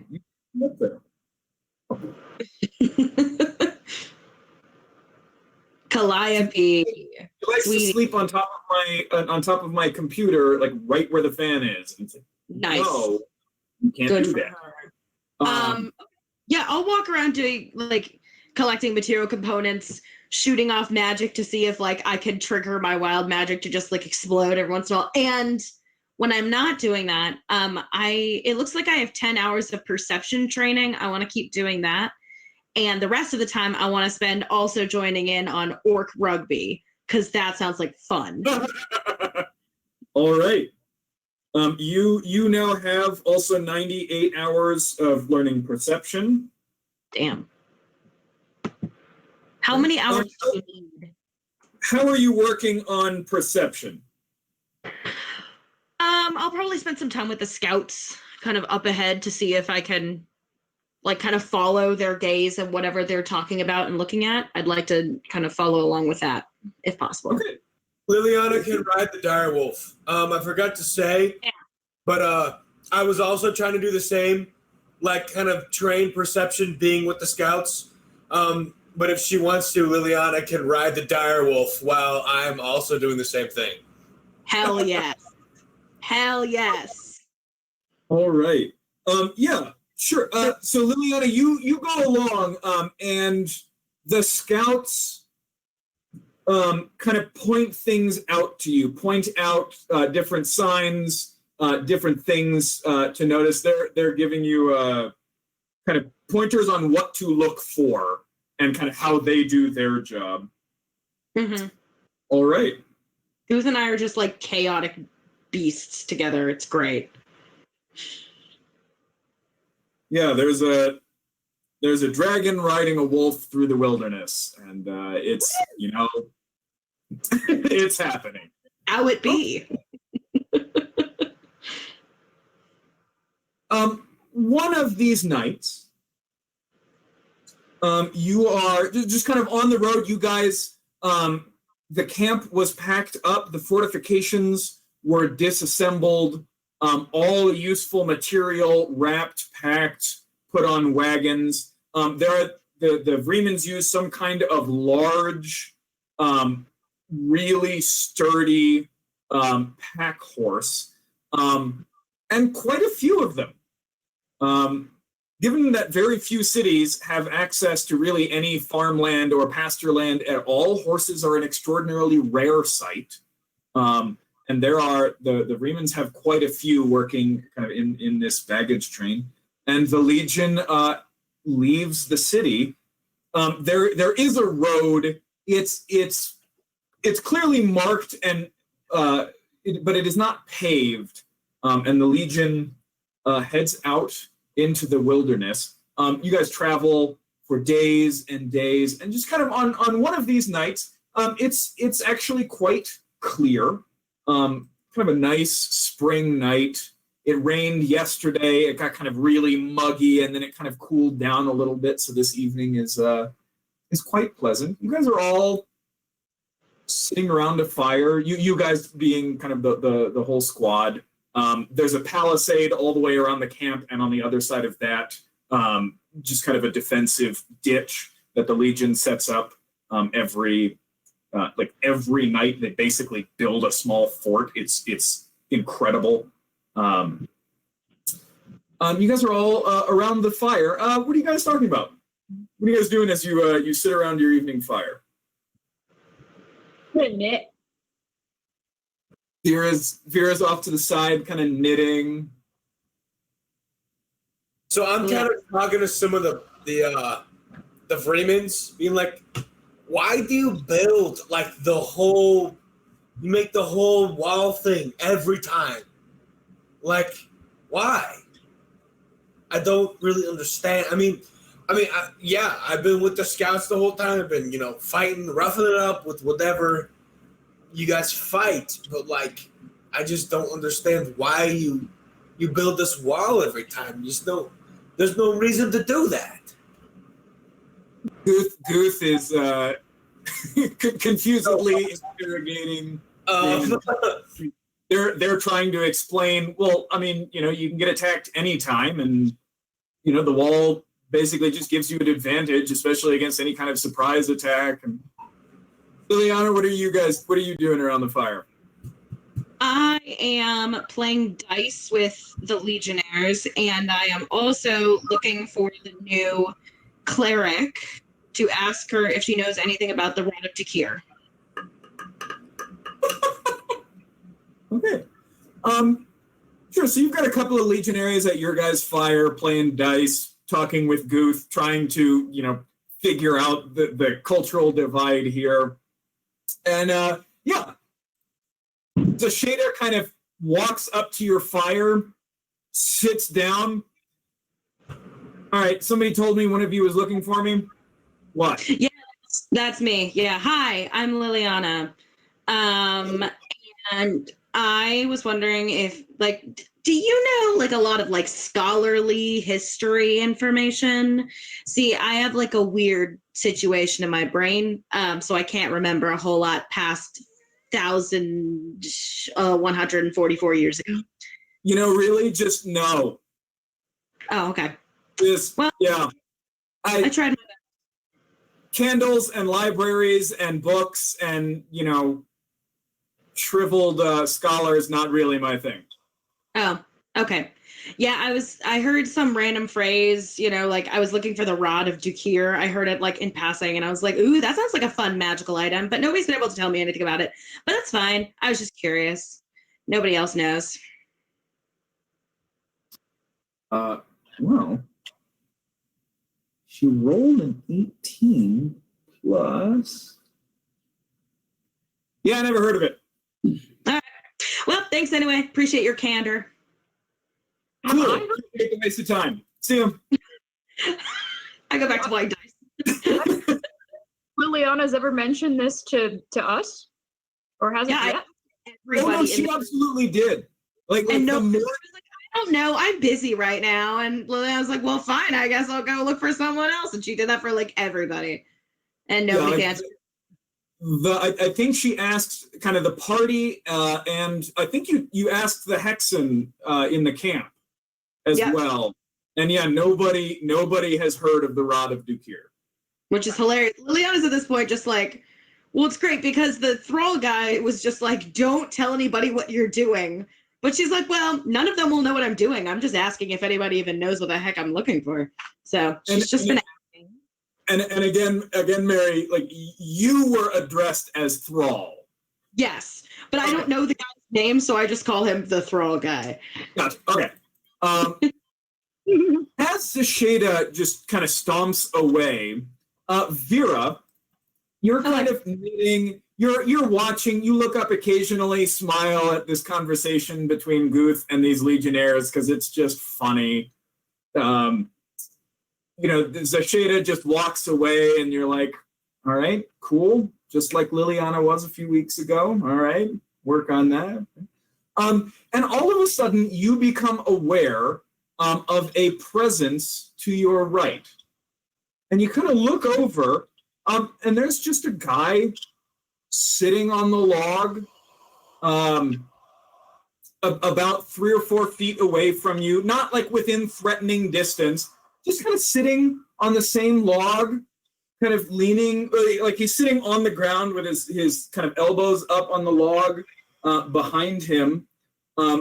He is wearing just kind of a well-worn and tattered tunic and trousers and nothing else.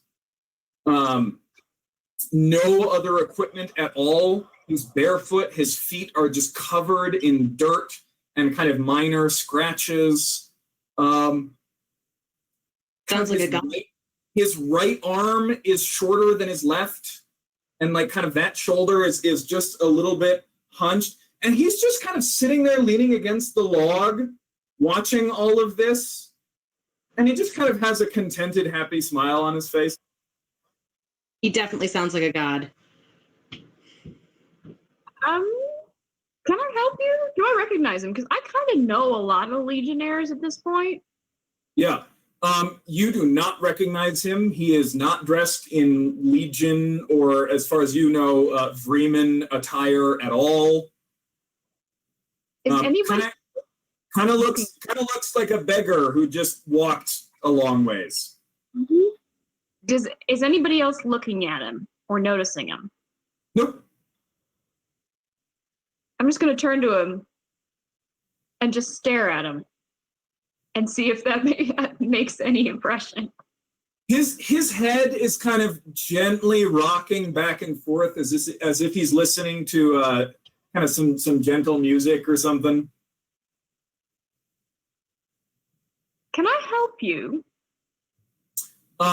You guys, the rest of you hear that, and you all look over and kind of start. You see this person as well. You're not sure when he showed up or how he got there without any of you noticing. But yeah, you all see him. You guys just keep doing what you're doing. Oh, well, I'll keep playing dice. You keep playing dice.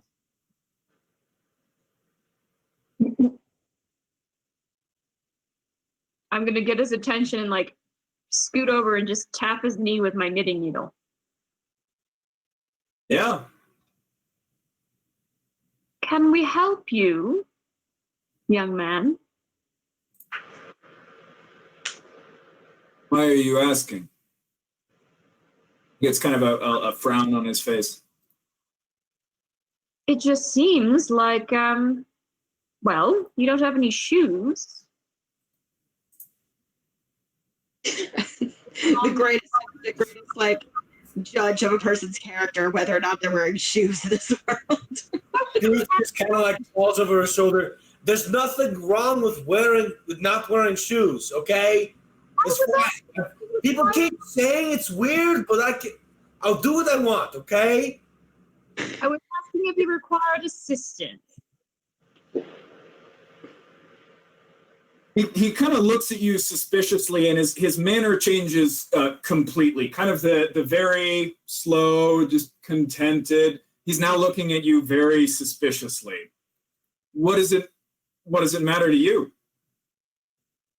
Not at all, just thought we might be of help. It looks a little bit painful. It looks like you've been walking for quite a while. Tears just kind of start to roll down his face. I can see it. But it's gone now. You can see what? I like turn from my game of dice. Or you could see what? He just kind of curls up a little bit and puts his hands over his ears. Oh God, guys, he's starting to cry. I can't deal with crying people. Vera, what's your passive insight? Is that also absurd? Describe how I calculate that. 8 plus your insight modifier. It's 14. It's 10 plus your insight. Oh, is it 10? Yeah. 16. So 16? That's why Vera's is plus 19. It's 19 for passive. Gotcha. This guy is very much disturbed.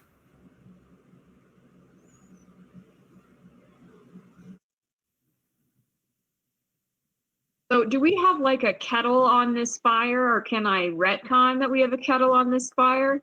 Yeah, no, you guys have something on the fire, tea getting ready. Absolutely. I will pour a cup of tea and go over to him and just, there, dearie, and sort of float it down where you can smell it. Okay. He slaps it out of your hand and like jumps to his feet. What are you trying to do? Oh God. I'm gonna stand up next to Vera, like, okay, hold on. And steam that at first you thought was kind of coming from the cup as you held it near his face kind of shoots out in jets out of his nostrils. Oh God, I'm gonna grab Vera like around her tiny body and just yank her back. It's here, isn't it? The fuck is here? It's here. His eyes flash golden, and he starts to grow in size. Guth. At the same time, I guess, Vera, with your passive perception, you notice at the same time, Guth's body just kind of goes limp a little bit, and he slumps over onto the log near him. Guth, you are now standing near this road. There is nobody else around.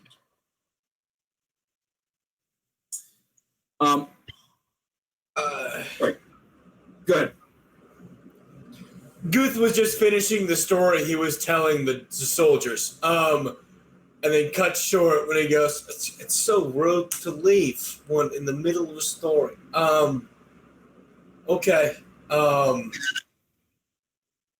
I've had this enough. Okay, spirits, I'm ready. You hear a savage growl from just behind you. First step is to drop to a knee as I spin around to get leverage, and then just throw my hands forward and just like a press. You duck and spin and throw your hands out, and standing right behind you is this massive grizzly bear. But its fur is matted in blood. It's got these claw marks and scars all over its skin. And as you kind of turn, it rips with its teeth, and just blood kind of spurts out of its arm. It looks like it's been chewing on itself. And I need you to roll initiative. Actually, I'm going to have everybody roll initiative as Vera, Liliana, Shoji, and Talia. This guy. What is it? What isn't? I mean, they're in the scene. The characters are in the scene. Talia? Talia left. Oh, I'm sorry, not Talia. Oh, that's what you meant. Yeah, I'm sorry, Talia is not here. Oops. So yeah, just showed you. As this guy gets bigger and bigger, and you can see a pattern start across his skin. He's large, he's huge, the snout, the face kind of elongates into this scaly snout, and sharp teeth expand out. Legionaries kind of around you start to shout, people are running for weapons, and in just a few moments, a gargantuan golden dragon is standing in the light of fires, the light kind of glittering across its scales, and he just roars to the sky. Okay. I need everybody to roll initiative. I just did. I have advantage and I got a 10. So there's an exceptionally small chance that anything is willing to attack a full legion. But when I was rolling encounters, I rolled for that very tiny, tiny chance. So 25 to 20.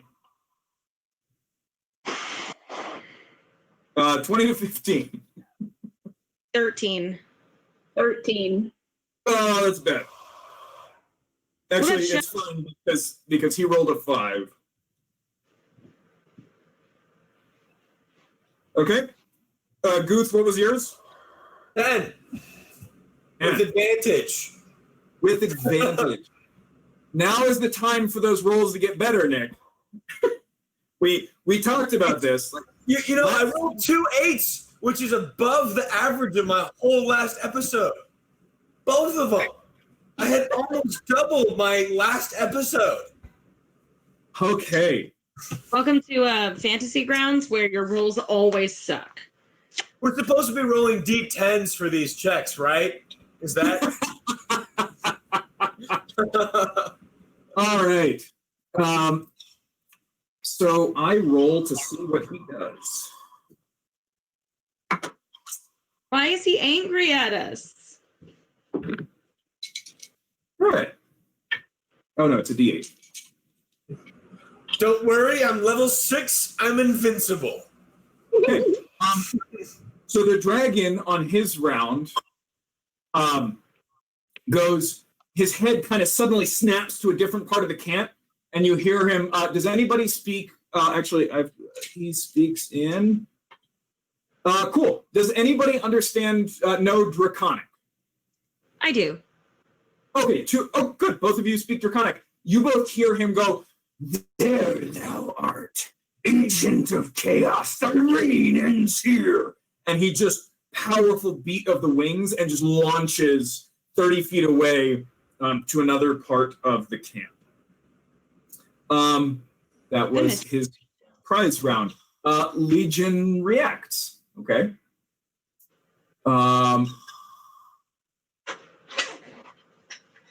So you see one of the kind of Hexenvancers of the camp runs out, casts a spell, and you guys hear in Draconic, there are no enemies to be found here, Great Worm. Return whence thou cometh. Thy foes can be found far from here. And you can see the dragon kind of snaps its head back a little bit, but whatever madness it's experiencing kind of overcomes the spell. Vera and Liliana, it's your guys' turn. I am going to find a convenient hiding spot and hide. Okay. Give me a hide check. Bonus action hide. The bonus action hide. Okay. Oh. What in the 10? No, it wasn't. Come on. It was. What's the total? It was a 20, but it didn't land in the thing. So 24. 24. Okay. So you are fairly certain that you're hidden. And I am going to hold my action to fire my crossbow if this dragon is threatening anyone in my immediate party, because I'm a little suspicious about this whole thing. I don't want to attack it first. Okay. Just so you know, you rolled a 24 on your stealth. If you do attack, you will not have advantage. Because his stupid perception is too high. This thing's passive perception is greater than 24. That's fucking insane. All right, Liliana. Vera vanishes from sight, just disappears into the darkness. I'm like, the heck? Dude, she offered you tea. What do you want? Guth is catatonic. Great. And Shoji, actually, I can roll that from here. Shoji, cool, is getting ready to do something, but it's not her turn. Okay. Can I just yell at it, what do you want? Liliana is genuinely confused. The heck is going on with a giant dragon? Like, what do you want? You shout that. Are you doing anything on your turn? Probably. Can I take the dodge action? Oh, yes, you absolutely can. Awesome. I will take the dodge action. Okay. Guth. The thing did not manage to get a surprise round on you, and you beat its initiative. I did? Yes. Wow. Too bad that you're not wearing my Because I have those gloves that glow when I they're bears. rolled a 2 and a 1 for their initiatives. There's a big bear eating itself in front of me. Well, it was just gnawing on itself, and now it looks like it's about to start gnawing on you. Well, that's rude, frankly. Okay.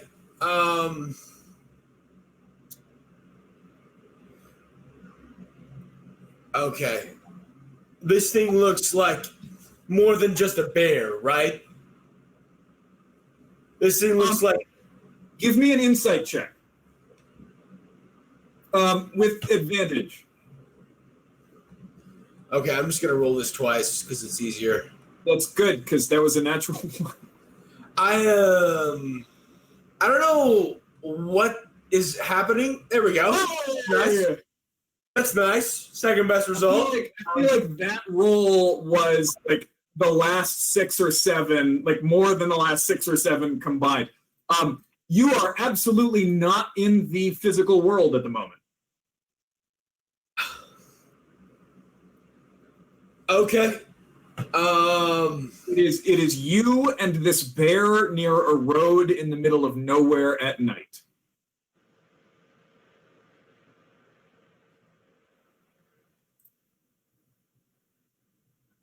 Okay. I'm like just right in front of this thing. Like I spun around and it didn't quite bite me. And I see it biting itself. And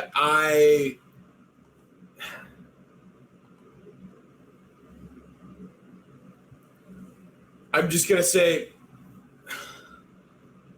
don't worry. I'm coming for you. I'm going to cast Pass Without a Trace. And I'm just going to try to disappear. Okay. Is Pass Without a Trace an action or a bonus action? Action. Action? Okay. Are you moving to try and like hide, or are you just getting ready to try and disappear? It's just a regular bear, right? On its feet? Or is it a huge bear? Or what's happening? It looks like a grizzly bear that has been chewing on itself for some time. Sure, I'm just gonna run past it and just run towards the darkness. Give me a persuasion check, and you can use wisdom on this instead of charisma. Holy shit, 5. Cool. It is going to take an attack of opportunity against you. Sure.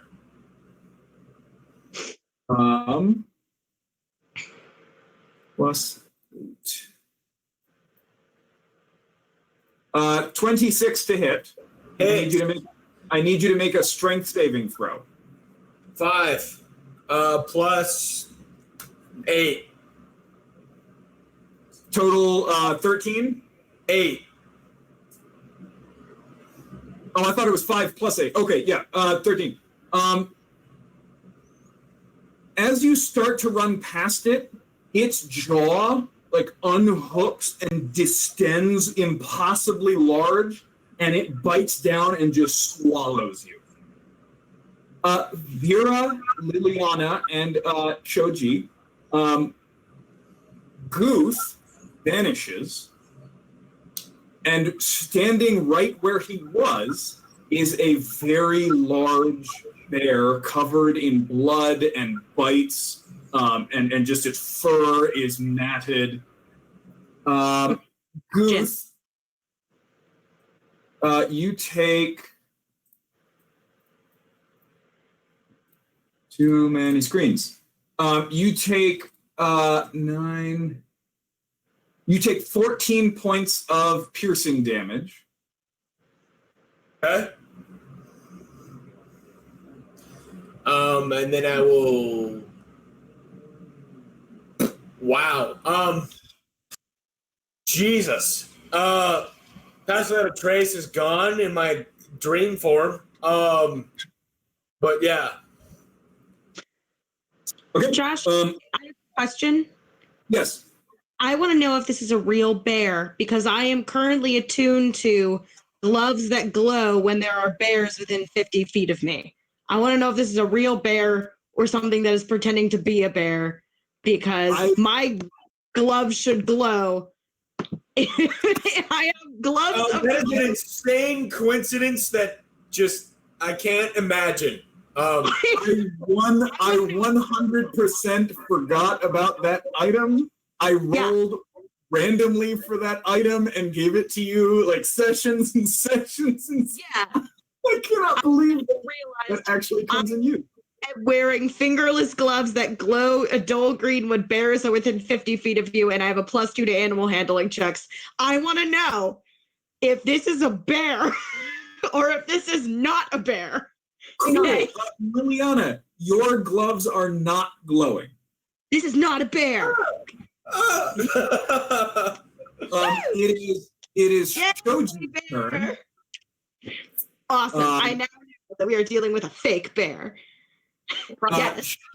Shoji's going to drop a shatter on it. Nice. Where she is. It succeeds on the save, so it only takes double 8s on the damage. So 10 points of damage. Wait, she did that to the bear or to the dragon? The bear. All right. Because the bear is now like right there in y'all's midst. Except for you, Vera, you like ducked out into the darkness, but you do see it. Okay. No, there. And it is the ancient gold dragon's turn. Oh, we are so dead. I yelled at it. I asked it what it wanted, so I'm expecting it to respond to me like a good. Actually, this time it's in common, so all of you understand it as it goes. And Guth, you can hear this kind of echoing. you can hear it kind of through the stomach lining of this bear. It's here, isn't it?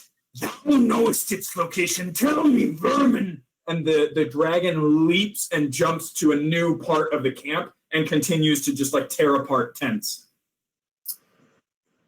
Now it's the creature's turn. Well, it swallowed Guth.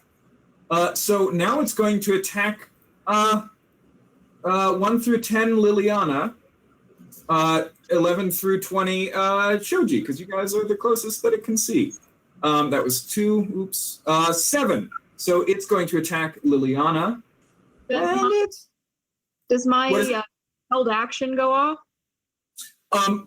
You know, I'll let you switch it to the bear. Go for it. I took the action. The bear does not see you, so you do have advantage. I'm sorry, the not bear. I will fire my crossbow. This will be +7. Does a 26 hit? Yeah, 26 hits. Okay, good. Go ahead and roll damage. Good. That's 3d6 points.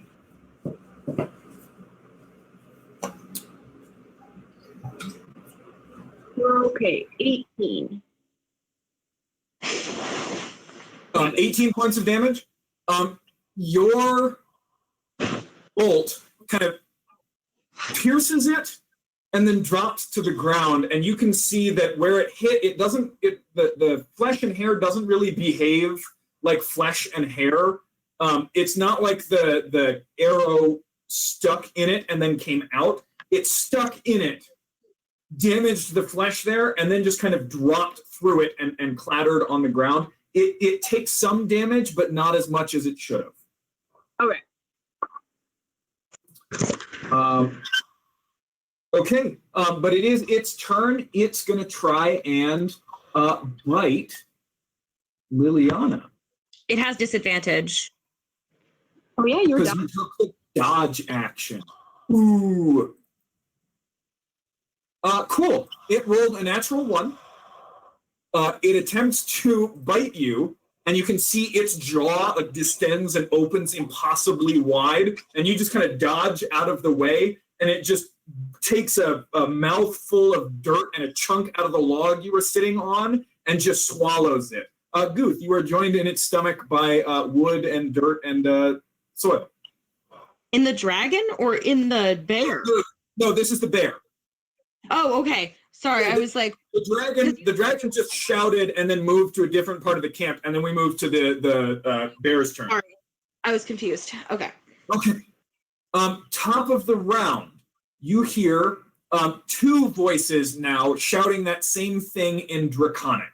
There are no enemies to be found here. Return whence thou cometh.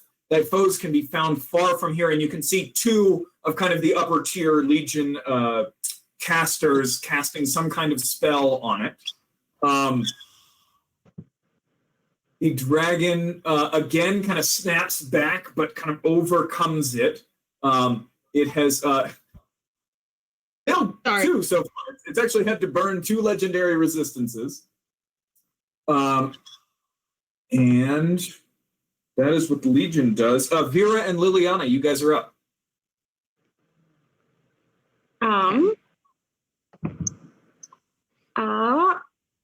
Let's see. So how close are we to this bear now? To the bear, I would say you're probably 15, 20 feet away. Liliana, you're about 10 feet away. Actually, you're 5 feet away now because it just moved up and tried to attack you. So Liliana and Shoji are within melee distance of it. You're about 15, 20 feet away. Okay. I will do the exact same thing. Bonus action, hide, but I will fire again. Go for it. So hide first. Also, Vera, your crossbow is still doing a D4 instead of a D6. Oh, then some of that damage needs to be taken away. It's fine. We'll keep that for now. But just as we go forward, when you hit, you're going to be rolling a D4 and 2 D6. Okay. Hang on. I have an idea. That might be a little bit dumb, but I'm going to go ahead and do it.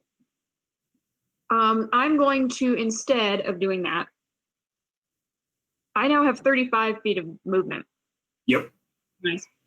So can I get around it and flank with the 2 other ladies here? Yeah. I'm going to do that and hit it with my silvered short sword. Okay. And then move it. So I'll hit it with the silvered short sword and then punch it. Okay. Do you want to spend a key point to punch it twice? I'll just punch it once and see what happens. We get Go for it. Oh. So first attack. So here's the short sword, which I think is with advantage because I'm flanking. Correct. Okay. So this will be +7. Nat 1. Oh my god! heck yes. Your silvered sword bites deeply into this thing, and it howls and roars and spins on you. Go ahead and give me the damage on that. Holy shit. So this will be 3d6. 3d6 plus 4, I think. 3d6 plus 4. Mm-hmm. And then what do I get for the crit? Plus 22. We'll add that in at the end, but it'll be plus 18. Mm-hmm. So 13 plus crit. 13 plus 18, so 31. Here's the kicker, doubled.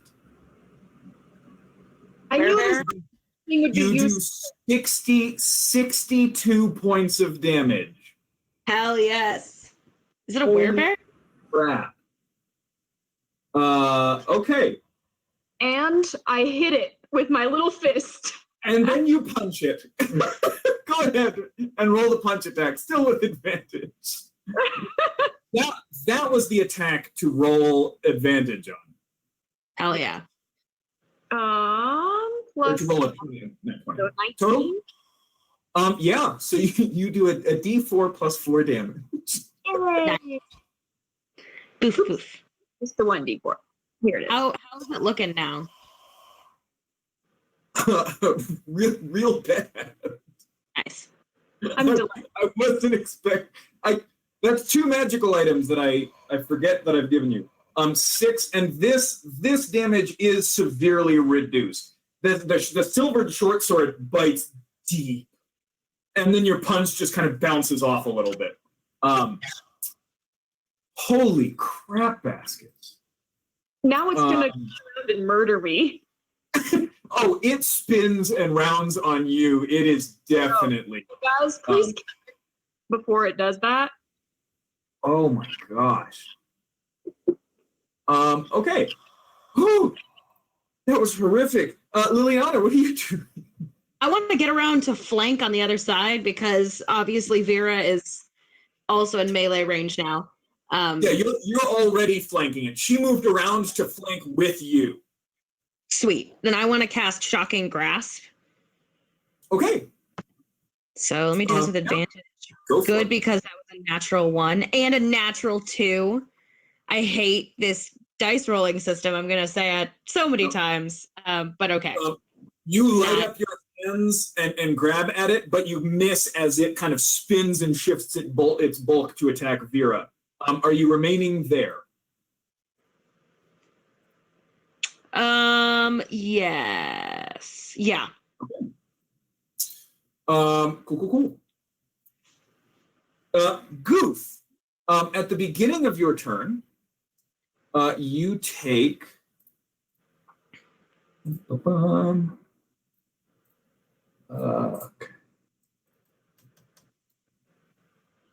You take 19 points of acid damage.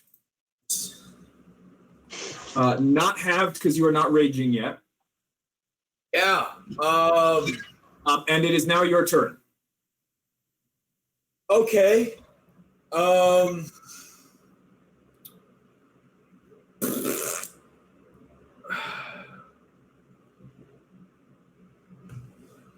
Hold on. Let me.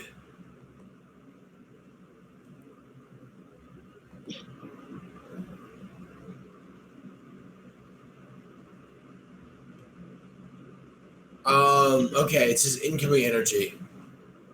Let me check one more thing. I'm trying to see if I can absorb that.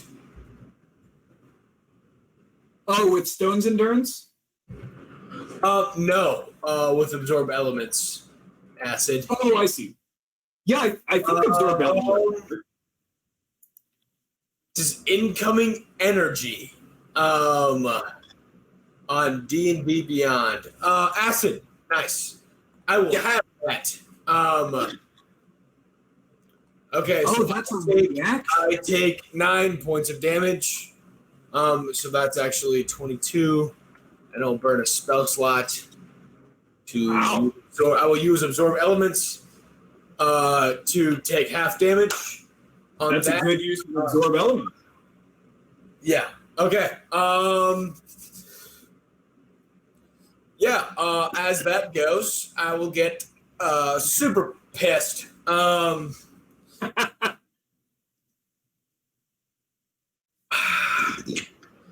What am I seeing?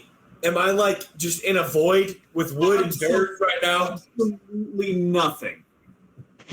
Just feeling wood and dirt. And you are blinded and restrained. So you have disadvantage on all attacks, and you can see nothing. You are in pitch darkness. You're covered in. First of all, there's way more room here than there should be. This thing was definitely bigger than you. Not this much bigger, unless you just like completely hollowed the thing out. But also, it's not entirely physical. But you are surrounded by dirt and grass and acid, and you can feel all of those things, but you can see nothing. Do I think that if I turned into a bear, it would be too big for this area? You don't know? How does this work? It would probably be too big for this area. Okay, well, I'm going to turn into a bear because that's too big for this area. To the best of my knowledge. I'm going to say that definitively. Goose's first reaction is turn into a bear. Okay, new bonus action wild shape into a bear. The environment expands to accommodate for your larger size while maintaining the same pressure and restrictions on your limbs. Fantastic. Okay. I'm going to reckless attack on the side of whatever chasm this is. Okay, so straight roll. Yep, I get 2 though, so I'm going to go 1, 2, Jesus. Okay, that's an 11, and that's a, well, actually, hold on. Yeah, no, as a brown bear, that's an 11, and that's an 18. Why did you roll advantage on those? Because I did reckless attack. It's a straight roll because you are restrained. I will do that again without advantage. Unfortunately, that's better. That's a natural 20. I rolled advantage on both of those first 2, and they were better with just the 2 rolls. Oh my god. Okay, cool. Yeah. Okay, so the first was a 22. That is a D8 plus a D6 of acid damage because I did absorb elements. Okay, so that's a D8 plus a D6. That's 12 plus 4. That's 16 points of damage on that first one. And the second one is 2d6 plus 4. So that's 13. So that's 16 plus 13 is 29 points of damage. So 29 is the total of all of the dice? Total damage. Okay, and the second one was a natural 20, I believe, and that's a 2d6. Yeah, actually, so that's an 18 plus 4, so 24. 24. 18 plus 4. So okay, just give me the dice rolls. All of the dice rolls together get you what? 21? So the last one was a natural 20, which was a 4 plus 5 times 2.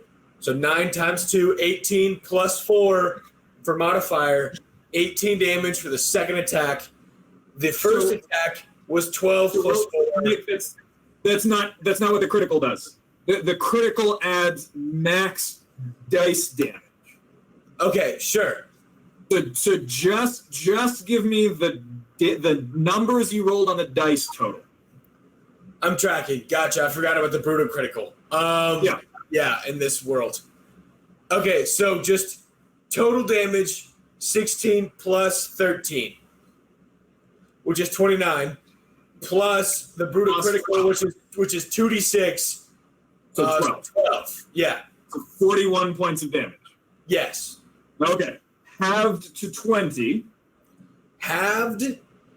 Tough. Yep. Yeah. Halved to 20, and unfortunately 20 is not enough to make him regurgitate you. Okay. Can he have the magical attack of my resist elements? Fair. What was the first D6 was 5? Yeah. So that's we'll add 25. We'll add back to that. Okay. Still not quite enough. Shoji's turn. Jesus. Okay. She's gonna inflict wounds. There's probably a good inflict wounds on this guy. Oh, she rolls a 19 plus yes. I'll show. Woo! 10 necrotic. 17 points of damage. It is not resistant to necrotic. Okay, Goof, you shred the interior of this thing. And then you feel it kind of quiver and disperse. You are back in... You are standing again alone, like hurt, scratched, acid scored. And in front of you is just kind of this bear, but it keeps kind of flipping from kind of this image of this gnarled, torn, bloodied, huge bear, and just kind of the image of a normal bear. What do you do? Is it my turn again? I'm giving this to you as kind of a reaction.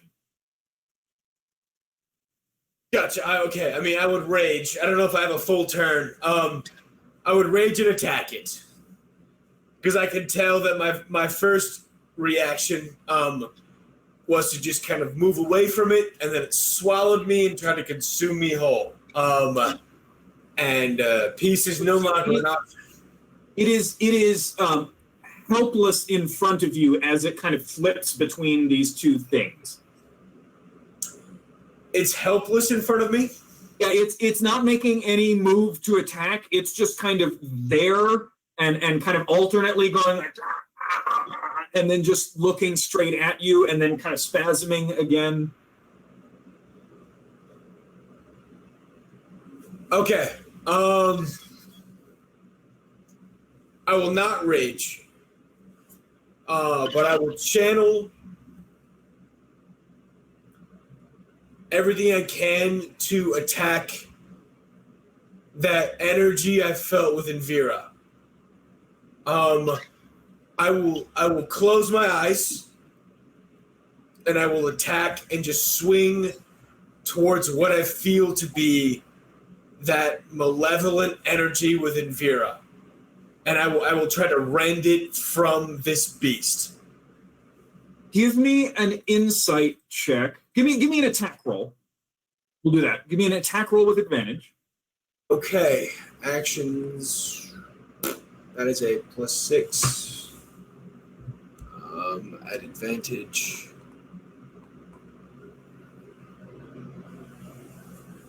Okay. And then give me an insight check.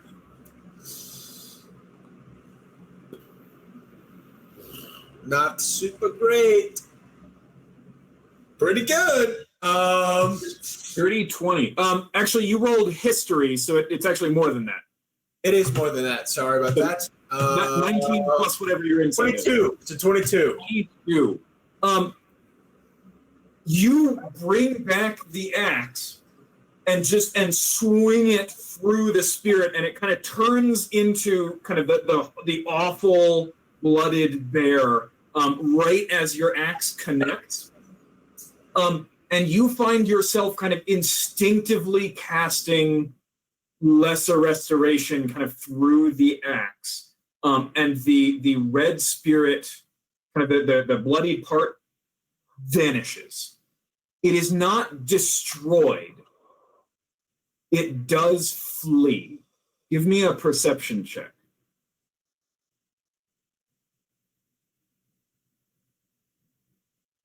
Okay. You can't quite figure out kind of where that went, but whatever that energy was, you failed to destroy it. It is gone, and there is now just a kind of a normal bear standing in front of you, and it just kind of trundles forward a little bit and then just hits its head against your chest. And you are actually, I guess the rest of you also see this the bear. I catch it in a hug first. Yeah. Before it collapses on me, I step into it and I catch it and I just grasp it tight. You do that. I will be here. I will find you. Vera and Liliana, you see the bear vanish, and Goose kind of appears looking like shit. And you see kind of just the ghostly image of a bear kind of clasped in his grip before it vanishes and the tattoos on his neck flash briefly. Okay, cool. Lots of things on that round. Shoji kills it. Dragon goes. Cool. Well, that lasted way shorter than I thought it would. You're forgot I gave you magic bear gloves. Forgot I gave you a silver sword. 62 points of damage. Okay, the dragon. On those ghosts earlier. Now I'm happy.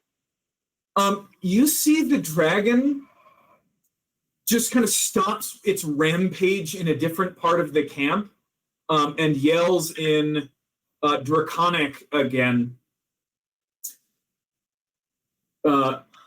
Betrayer! Your clutch was always a failure.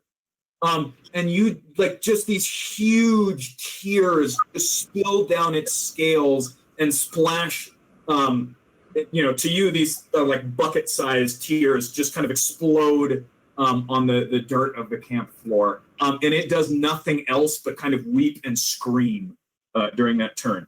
That thing's dead.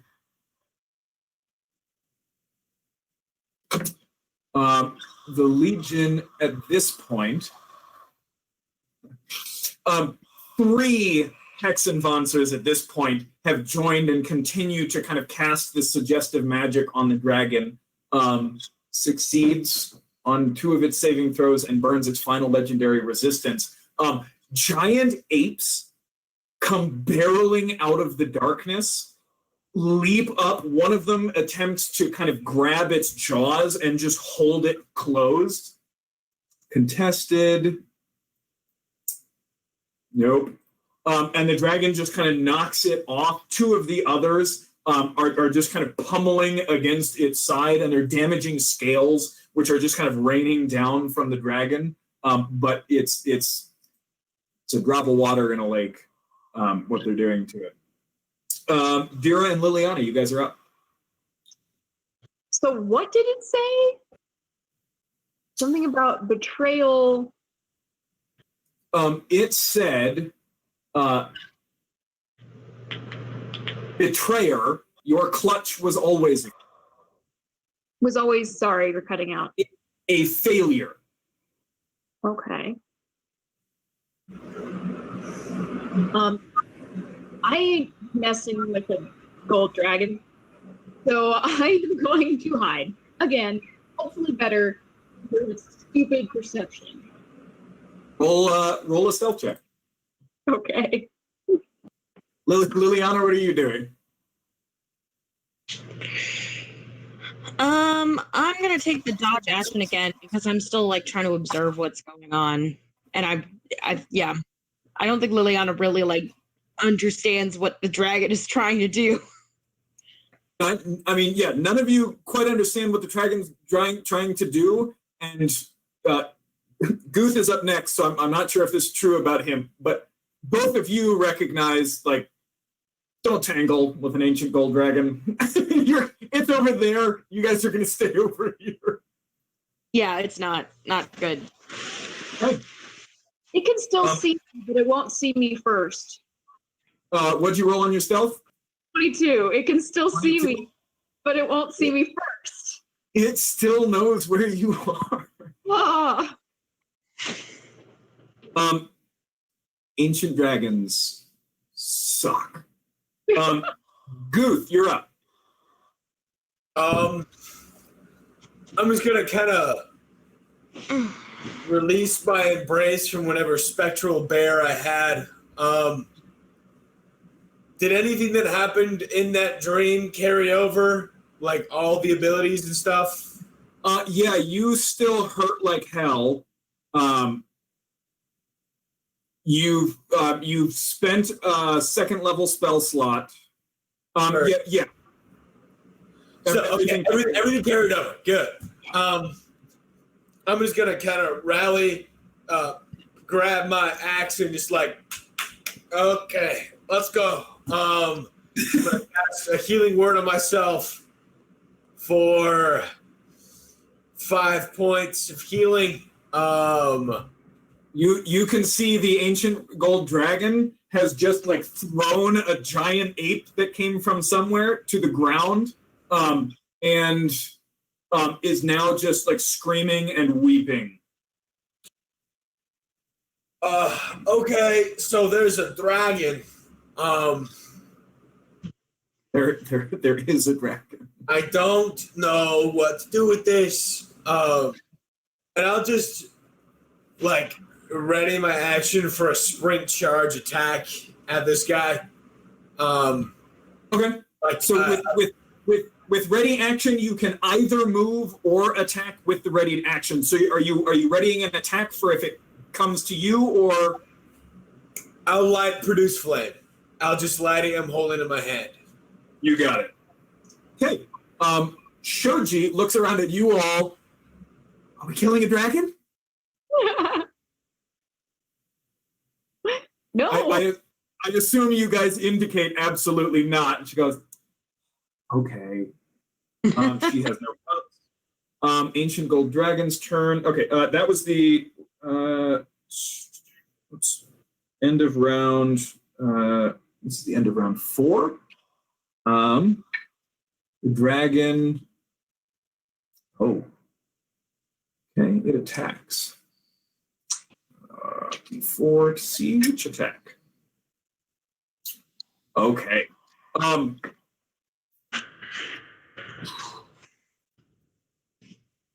Oh, that's bad. Okay. You see the dragon kind of snap out of its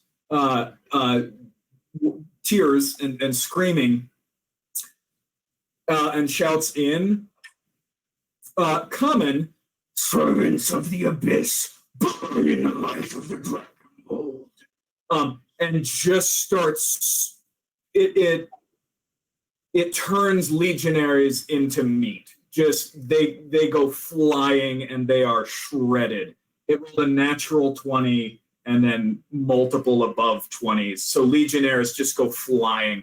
You can see most of the legionnaires in the area at this point they've scattered and are firing crossbow bolts at it and then like running, clearly trying to like lead it towards a part of the camp.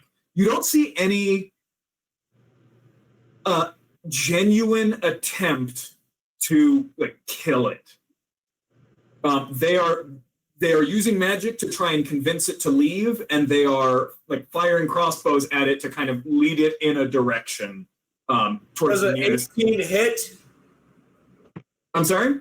Does an 18 hit? No. I throw my fire at it. Was my ready to action. So for flavor, I'm gonna say it does hit. Does absolutely nothing. Splashes harmlessly across its scales. I mean, it's fire against a gold dragon, sure. Yeah. Okay, top of the round. The Legion is now another kind of head caster. You've got 4 people now casting on it. It succeeds on all 4 saves. Oh my gosh. Good lord. It burned all of its legendaries like at the beginning of the fight, and now it's just actually rolling saves well. Is anybody doing anything but kind of watching? Is anybody going to try and get involved? I'm not trying to attack it, but I will do first aid. Okay. So you're going to run in and stabilize people. Give me a medicine check. Okay. Thank you. Medicine. It is not very good.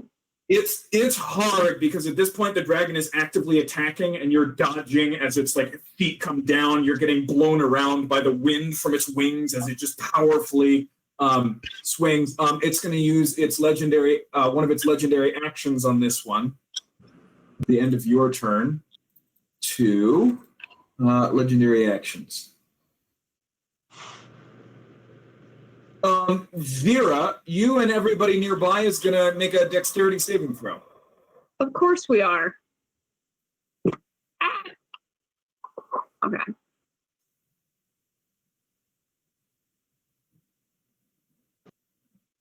Dex. Guth, you're not actually near the dragon, so you're fine. Ooh. Damn. So 25 is the DC. So you do not take 16 points of bludgeoning damage and get knocked all about. The people that you're trying to treat and drag out of the way are, and so you kind of grab onto a post, and the poor bastard you were trying to help just kind of gets blown and tumbles away kind of into the darkness. Light, all of the light nearby is completely extinguished, and it's a mess. Is anybody else getting involved at all, or are you just watching? Can I do another?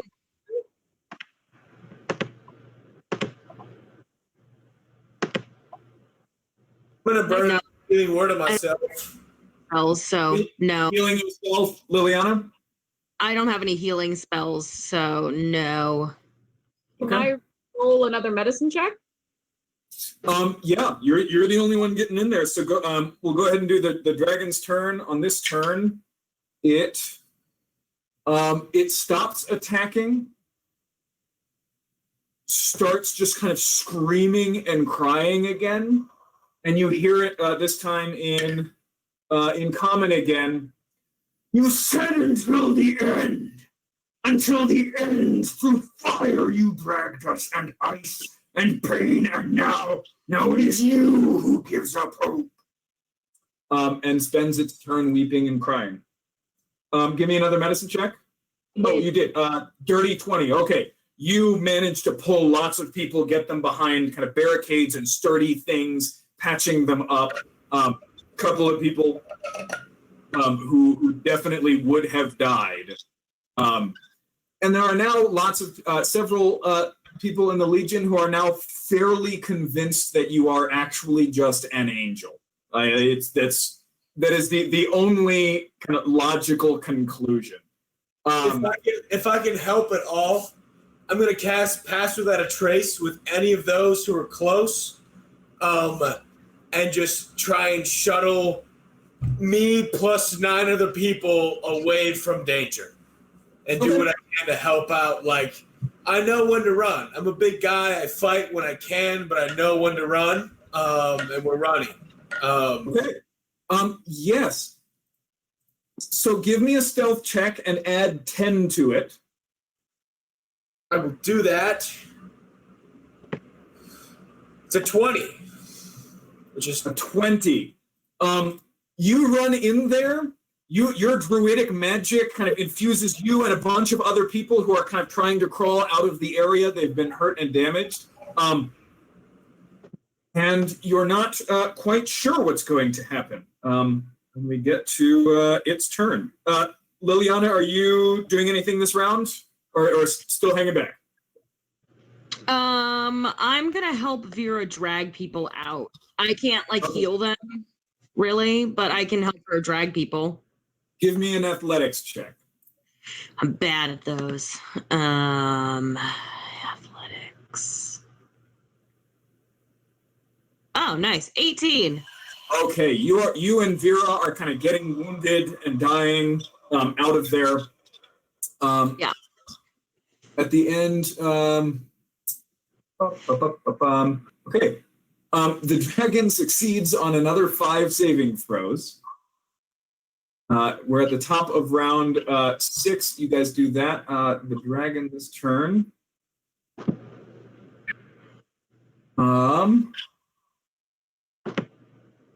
The dragon this time in common still. Tired, hungry, yes. Sustenance, it's all around me. And it just starts eating dirt. Just huge mouthfuls of dirt. It consumes campfires, tents. It just starts eating, completely ignoring bodies and people around it. It just starts eating dirt and tents and equipment. This is like the saddest thing I've ever seen. Lord have mercy. And at the end of this round, if it's Ruth's turn, sure. He's gonna see it eat dirt, and he's gonna run at it. I'm running right at it, and I probably just get to it in my turn, but I run right at it. Distances right now are kind of nebulous. So sure, you make it, and you've still got other things you can do.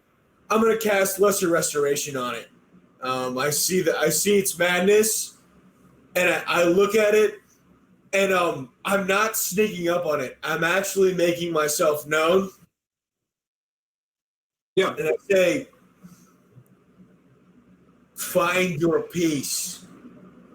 And I just reach my hand out and try to cast Restoration on it. Give me a spellcasting. What is your spellcasting ability modifier? 6. Okay. Go ahead and give me just a spellcasting ability modifier check. D20 plus 6. 10. You cast it. You do not know what's affecting this. It is not whatever was affecting Vera, whatever had infected that bear. This is something else. And it is, I'll give you this much, it is something old. Well, I'm in front of it now. Look at At the end of kind of the round, when it gets to its turn, it finally fails its saving throw. It's out of legendary saves, and you hear, those of you, still in common, man. Everybody hears it go, gone. Like everyone else. Yes, I will seek them elsewhere. Its wings kind of furl out, and it beats them down, pulls up into the sky, and flies away. One of the Legion suggestion spells finally worked. Dang. That is what happens when Josh rolls a less than 1% chance that an encounter will actually attack the Legion, and then has to figure out, okay, how does that work? So he was a freaking tragic dragon. you guys don't know a lot about dragons. Yeah. It wanted something. That's all Goose knows. Yeah. You guys spend the evening. The camp is kind of put back together. Anything from that? I'm sorry? Did Guth get anything from that from his literal touch distance encounter from it? Its eyes were wild. It was clearly insane. There was something old. Gotcha. Okay. Yeah, about why it's insane, all you know is that you're pretty confident it's not like the Red Harvest or anything related to Sorana V. This is something else. This is something, whatever is driving this madness is much, much older than Sorana V. You get the sense that being attacked by the spirit was an attack of opportunity. The bear spirit, that is. The dragon and the bear were not connected in any way. Sure, I didn't think so. I was just, I wanted to make sure. That would be really bad. Yeah, that would be really bad. Want to get an idea of scale on this thing, of what my DM was throwing at me? Wanted to get an idea of. Do you want a, like, mechanically or to Goof? No, Goof. I don't care about mechanics. Biggest spirit damned thing you have ever, the living thing you have ever seen. You've never seen a Gojaw, but even from the stories, which are likely quite exaggerated, this thing dwarfed it. Gotcha. And then you guys, what that does is that Guth, with later meditation, knows that he was left to be the last one out for a reason. and that really galvanizes him. That there was that moment between that loss and that fight where he had a lot of tension about whether or not he was good enough. Was he actually as strong as he thought he was? Was it all pride? And now he knows this was the big one, and they left it for me. And Guth is ready now. Guth goes to bed ready. Okay. The camp is repaired. Vera, you spend quite a bit of time assisting in, and Liliana as well, and Shoji as well. She's been training in the medical tent. Putting together damaged and dying soldiers. Where's her name? Zasheda is everywhere, putting just little sips of magic into people, just enough to keep them alive. Vera, you're doing a lot of just like make sure they're not going to bleed out in the next like 10 minutes, and that's it. Okay.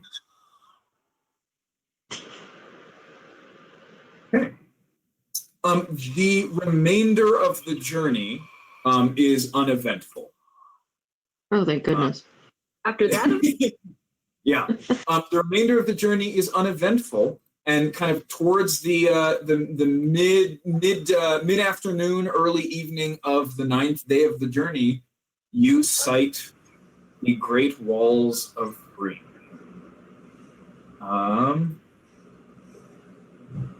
As you guys get closer, the scale of this wall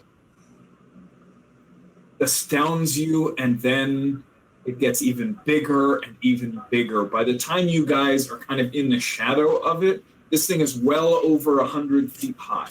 You don't know how thick. To give Liliana and Vera, to give you guys a sense of scale, the walls of Anashur are, depending on the spot, between 30 and 50. I mean, Liliana's never been to Anashur, but yes. Apologies. Liliana has never seen walls this large. We'll just put it that way.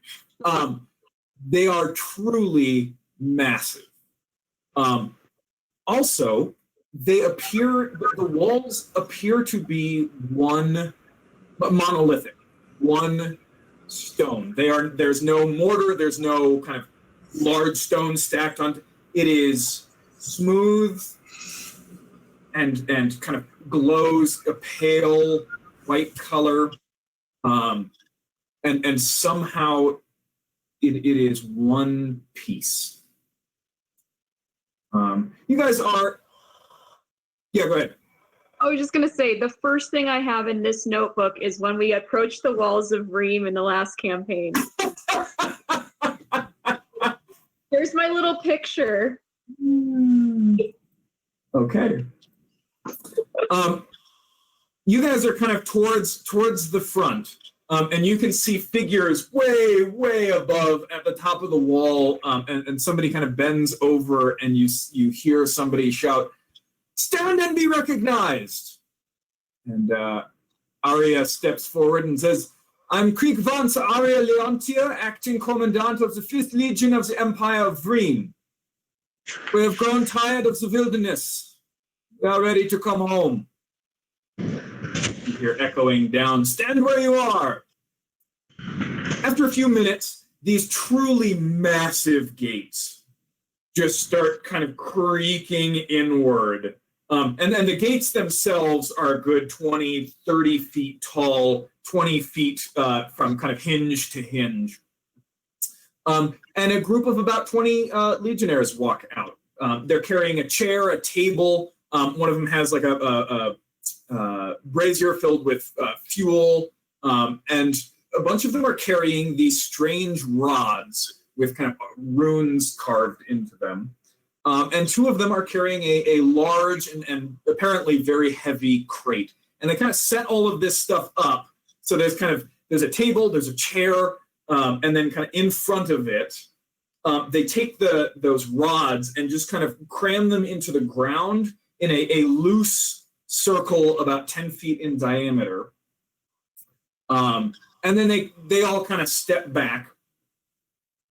And sorry, the crate is kind of set right next to the that loose circle of rods. And that would be for when Talia inevitably tries to detect magic, but she's not here. Where are we? Okay. And kind of a final figure comes like jogging out of the gate, carrying kind of a large case, what looks like a messenger bag, some kind of ink wells and quills, sets up kind of on the table, beckons Arya forward. Commandant, give me your papers and please step into the circle. Arya kind of pulls out a scroll, hands it to the guy, and steps into the circle. Please state your name, rank, and business for me again.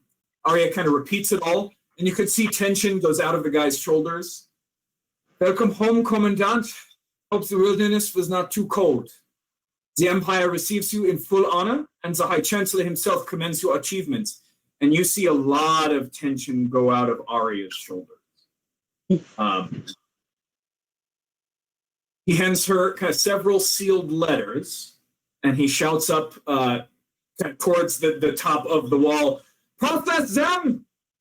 And 5 more groups of soldiers come out and set up kind of similar stations out here on the kind of the lawn in front of the gate. Good, and soldiers kind of start to file forward, and they're all kind of handing over a scroll to the person stepping into the circle, and then proceeding on. He turns back to Leontia, and Commandant, who are these? These are refugees from Onashur. They have been useful to the Legion, and she hands kind of a sealed parchment to him. These are my report. She walks to the gate, kind of turns around still on this side of it, and as the soldiers are processed, she kind of greets and welcomes each one of them through the gates. Refugees, step up here, please. We do. Okay. Yeah. You guys kind of step up to the table. Is she talking about us? Yeah, asking. Or what's the thing? Oh, you're one of the plainsmen.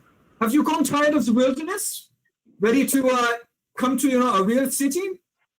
She says, "Have you grown tired of the wilderness?" And Guth just laughs really hard, like awkwardly hard, like someone who thinks a joke is way too funny for the moment, and just keeps laughing. That we know you're one of those. All right, then. Well, welcome to Vreimen, the Shining City. I am Archschreiber Faustus Antonia Vale. He kind of opens several of the report that Leontia handed him.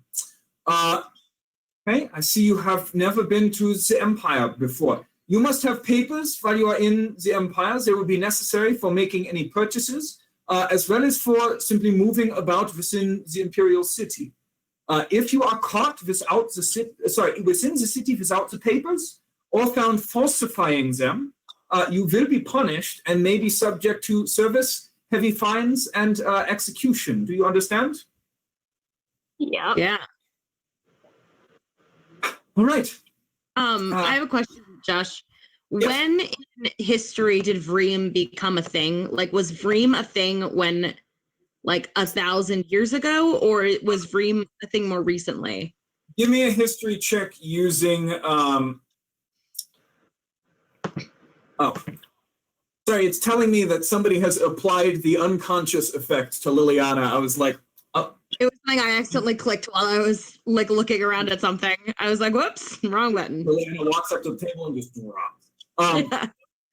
So, yeah, give me a history check using Liliana's modifiers. Okay. Man, I hate this. Okay. 5. Total of 5? Yeah. You've never heard of it. Okay. I'm like, all right. This seems weird. Okay. Procedure has changed slightly, and I must read you this first. He pulls out kind of a sheet of pertinent, unrolls it in front of himself. Oh, lovely. We get to Due to the have number of and a meal.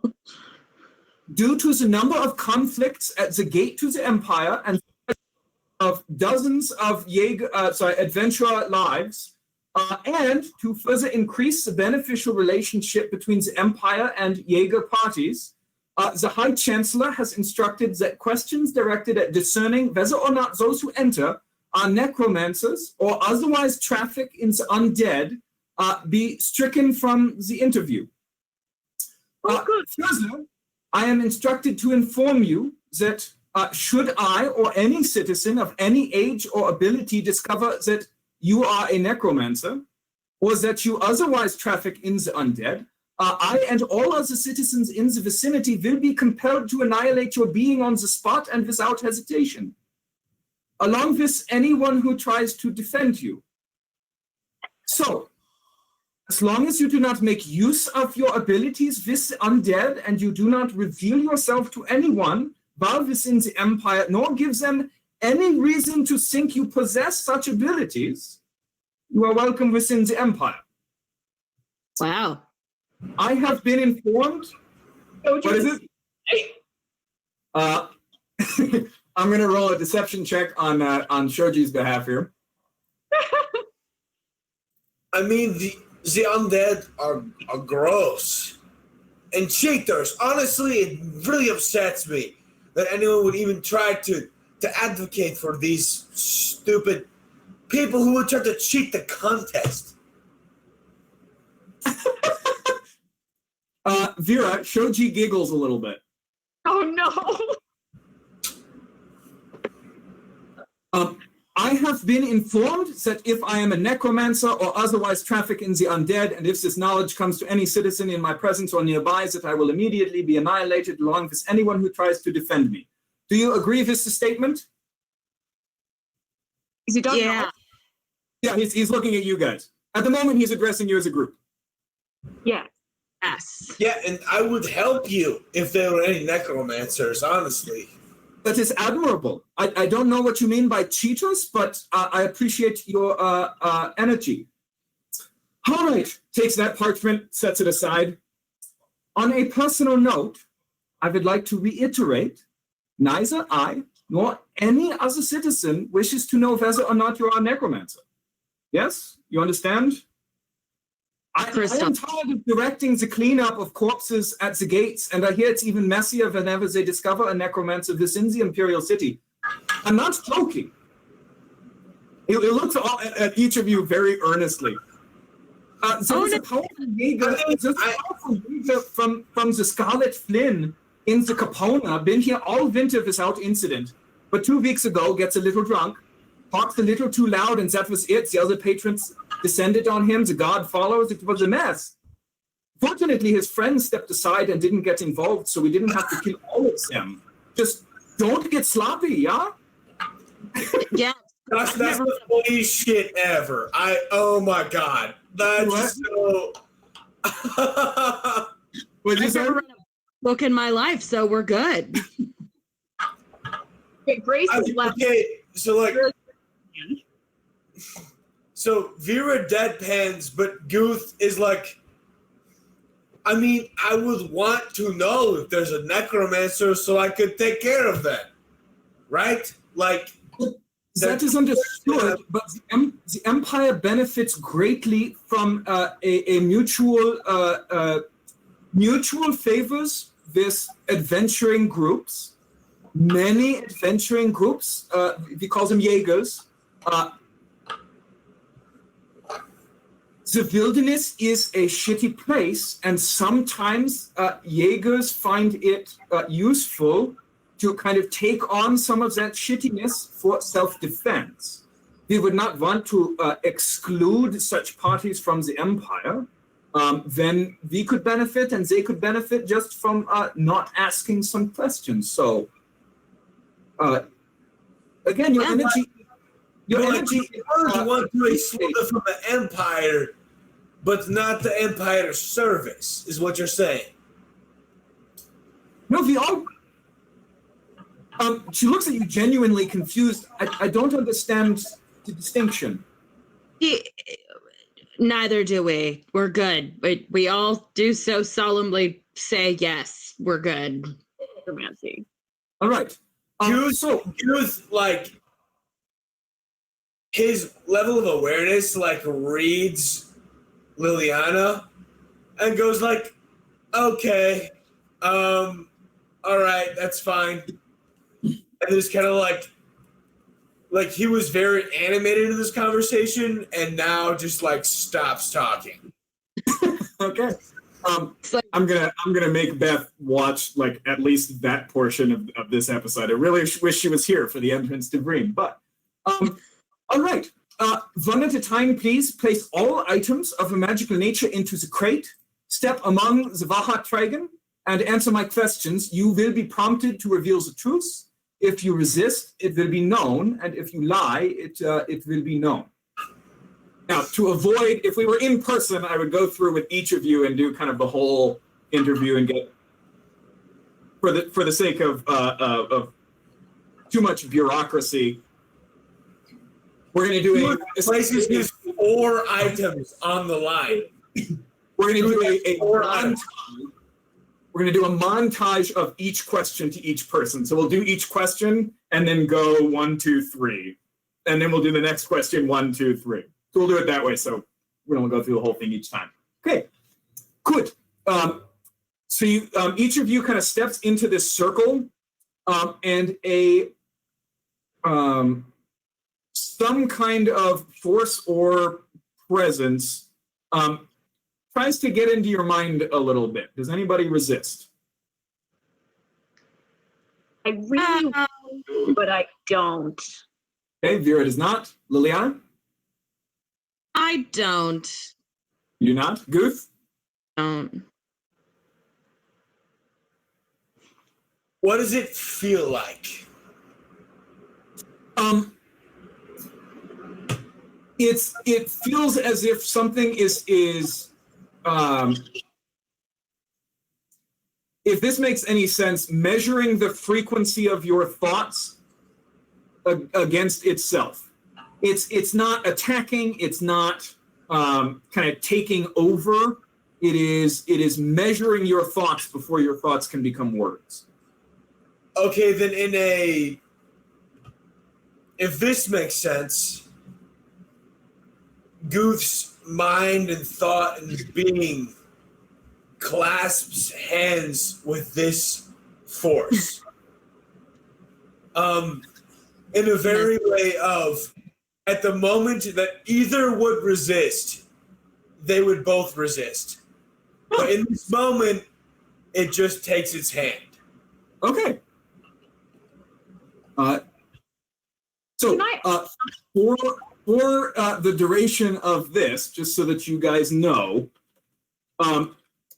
you are not compelled to tell the truth, but you cannot utter a lie.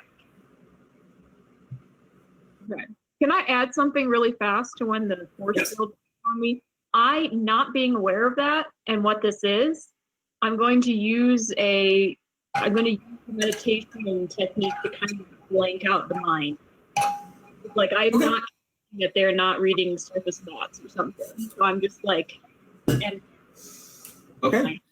So when you all kind of accept it, you are all aware now of kind of the full effect of it. It will simply prevent you from telling a lie.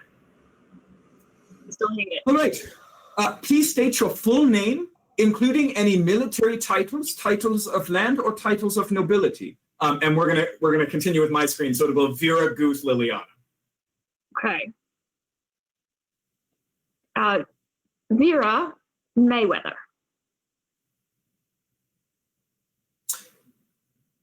Goose.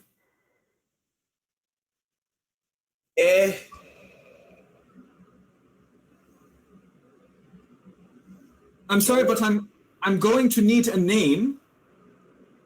Your full name, including any military titles, titles of land, or titles of nobility. Well, that's kind of complicated because, like, people call me all different types of names. There was this one time that somebody called me, and he's gonna list through He's trying to be as honest as possible. He read Liana's face, and it was like, okay, be very honest. And he's going to name every time he tries to call him. He holds up his hand. Okay, but that's all fascinating. I love the story. I would love to listen to more of it at a later time. For now... Do you mean that? Do you mean that?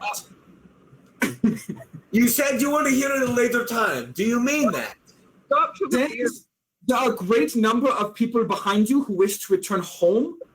For now, please just tell me, what would most people call you? If someone were to be talking to someone else about you, by what name would they single you specifically out, such that you would not be confused with anyone else? My name is Guth Moloch Breaker. Excellent. Do you have any titles of land or nobility? No. All right. Please state your age. 25.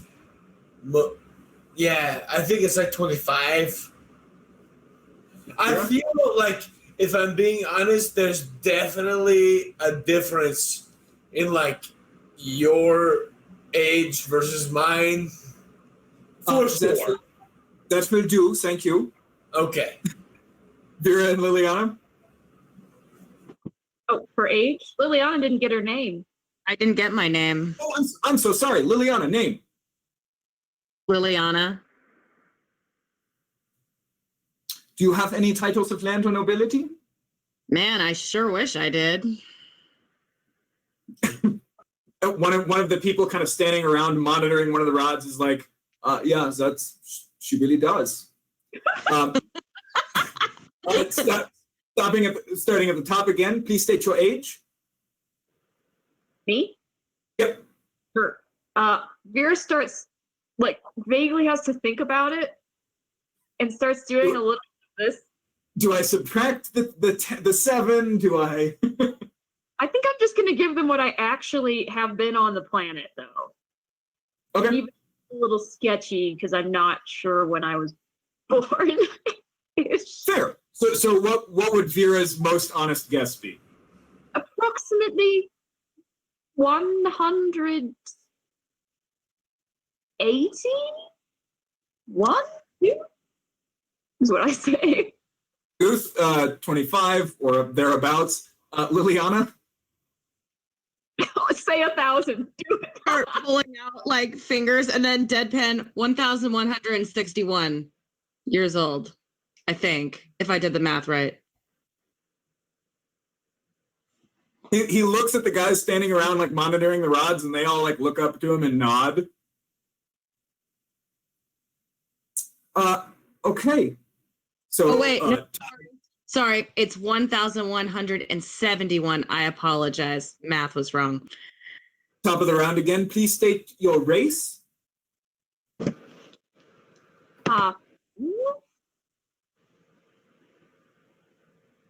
Is it not obvious? You know, there are illusions and all kinds of things that people do to try and get past the gates. So if you wouldn't mind stating your race. Halfling. Thank you. Goose? I'm sorry. Goose. In the Vreimen accent. Goose. I mean, like, it's just... Can I just go inside? So again, there's a lot of people, like why did it take so long on me? Again, plainsmen, there are many people behind you, and this will go much faster if you will simply answer the question.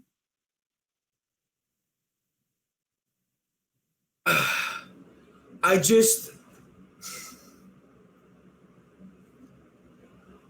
Can you say it again? I feel like I didn't understand in my language. Please state your race. I apologize if common is not familiar to you. You can, of course... I'm an orc.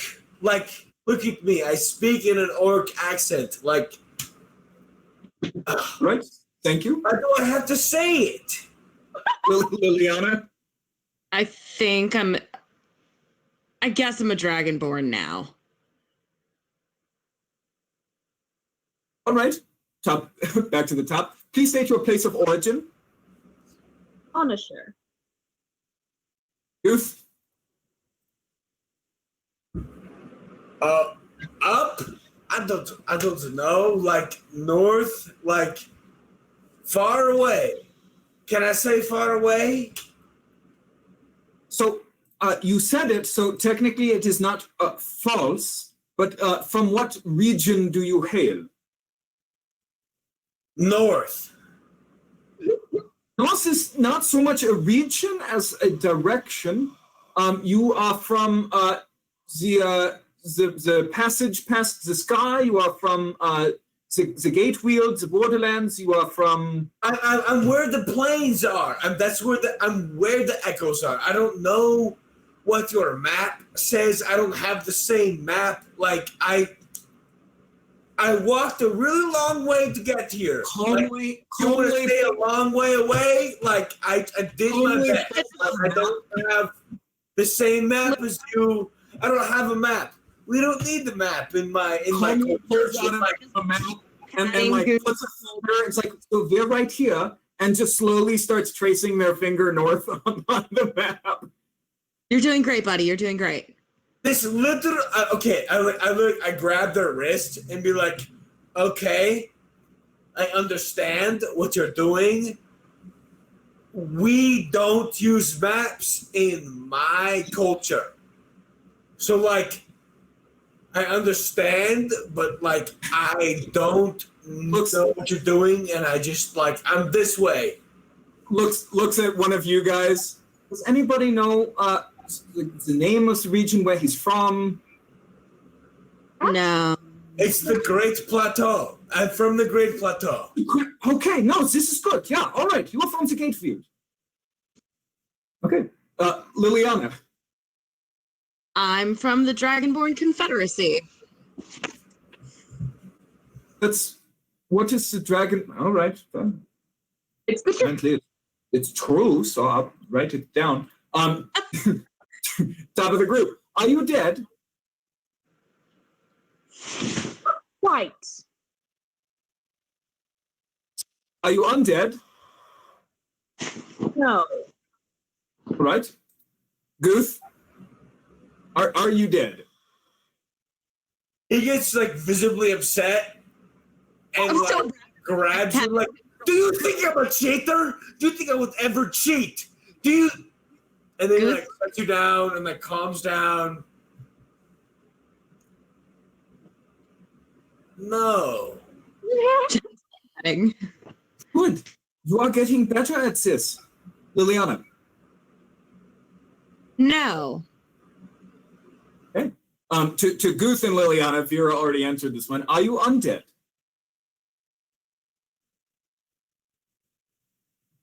Ooh. This is tiresome and no. Good, it's getting better, faster, Liliana. No. Okay, top of the list. Are you blind or deaf or physically crippled in some way?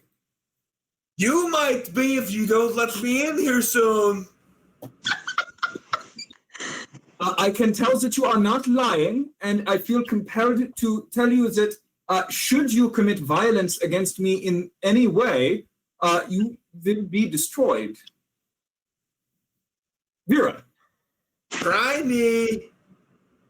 No, but I have been a little bit concerned about a little pain in the side, and I just start like nattering on. Okay, Liliana. Nope. I'm Right. good. Top of the list. Have you ever come in contact with the disease known as the Red Harvest? Yes, rather recently, actually, recently recovered. Are you currently carrying sickness or disease? No. Okay. Nope. Guth and Liliana, any different answers? Nope. My friend had it this one time. And then I fixed her with my sparkle fingers. I don't know if it means something to you or not. I want to try and like make it faster for you because apparently that's really important. Sparkle fingers, is that faster? This is my job. The speed matters less to me and more to the many legionaries behind you who would like to come home after many long months abroad. Okay, so like the guild trip doesn't work because like I have no idea what the fuck you're saying. I did not intend. But I don't know what you're saying. I did not intend for you to feel any guilt. Why are you feeling guilt?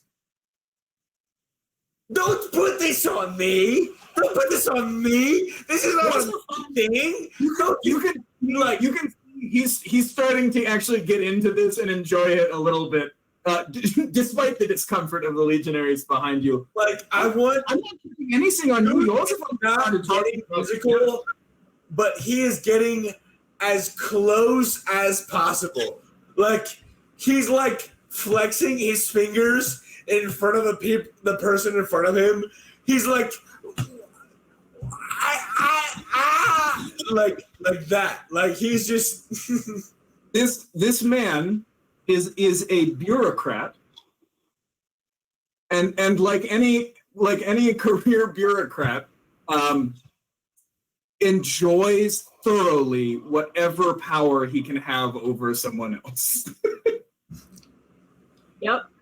And the thing is, Guth does not even understand the power he has over him. So Guth is like, what is happening the whole time?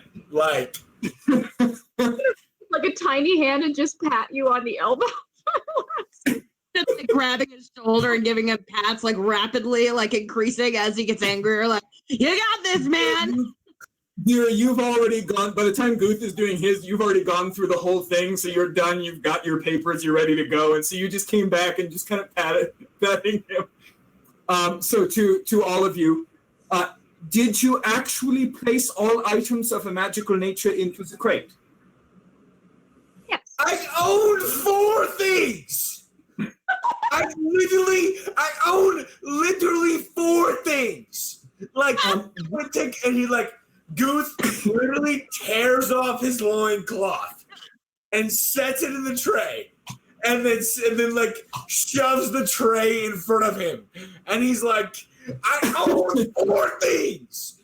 What do you want from me?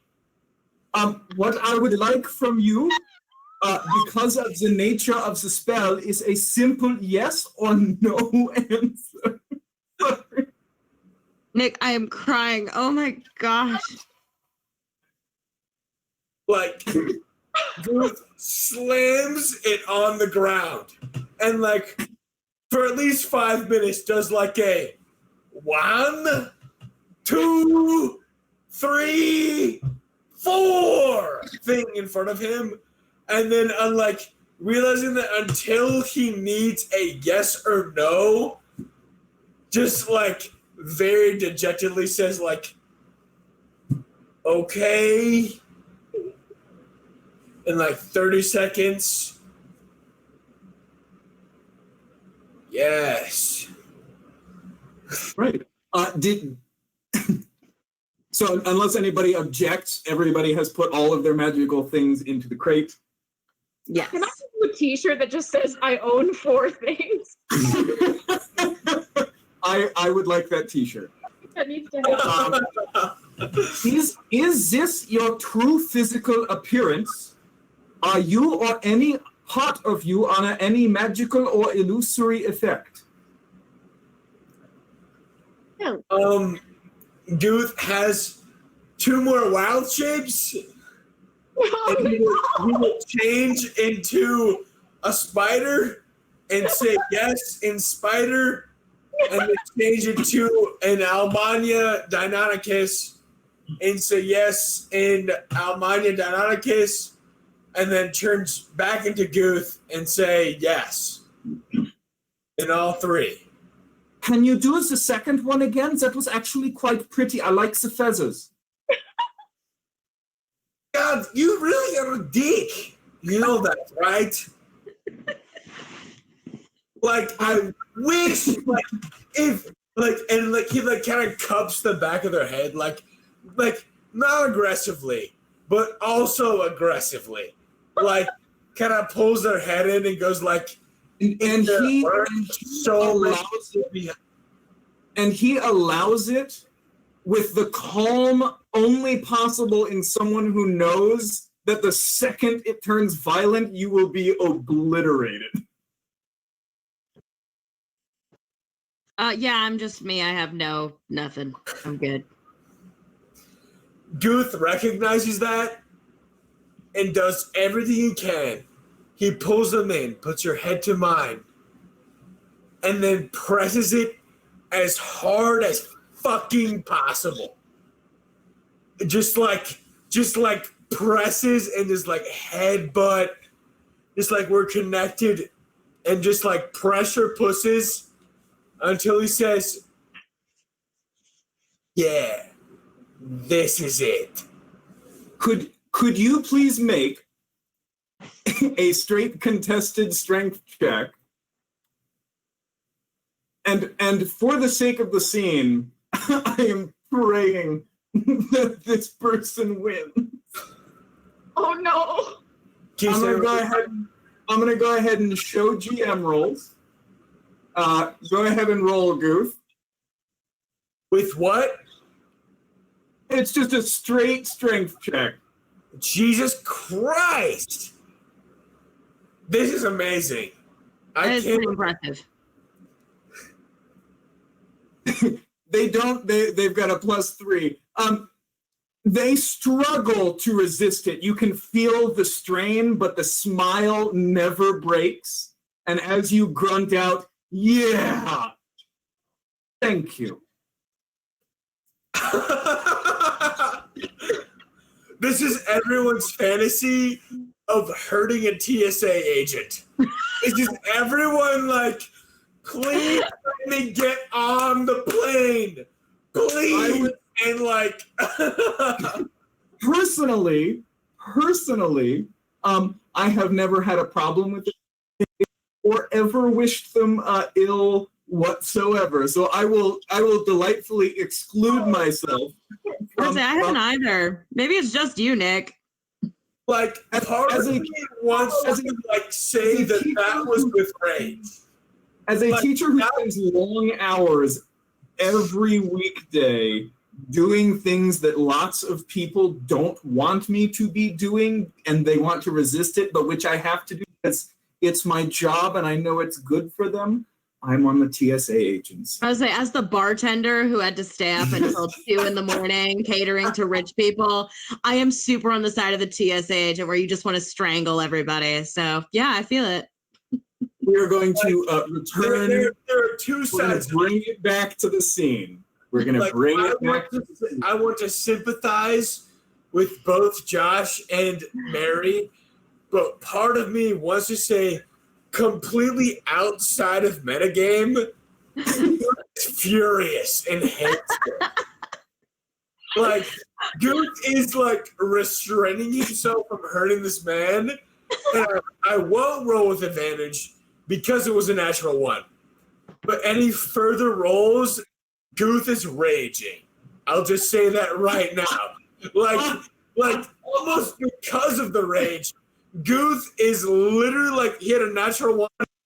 This dude is like he was trying to like flex on this guy, and he smiled back at him. And now Guth is furious and Guth is raging. I'll say that right now. Like Guth is like I just read the Zone of Truth spell really carefully, hoping that it was actually a charm effect, and so your rage would actually kick the charm effect, and then they would have to say, "I'm sorry, but you need to stop being angry so that this can work." Unfortunately, Zone of Truth is not considered a charm effect. So, once you have worked your way out of Samaz Ward, you would be welcome to sell any non-contraband goods within the city, but depending on the goods, the Empire may be willing to offer the market price here and now. Do you have any goods to sell? I own 4 items!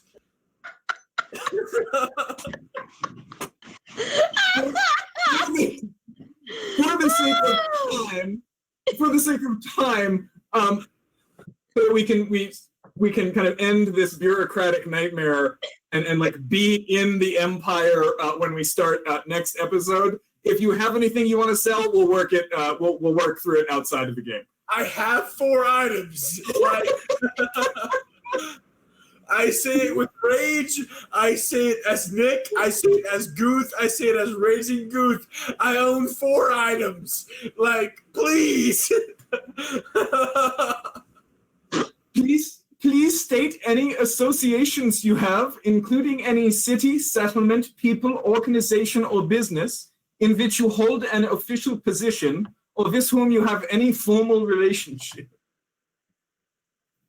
None. Vera, you are unable to utter that. That I do not have a formal relationship. You are correct. You do not any longer have a formal relationship with the family. Clever. I love it. Goof. Do you have a formal relationship with the monks? No. Oh, that's true. Is that considered a formal relationship?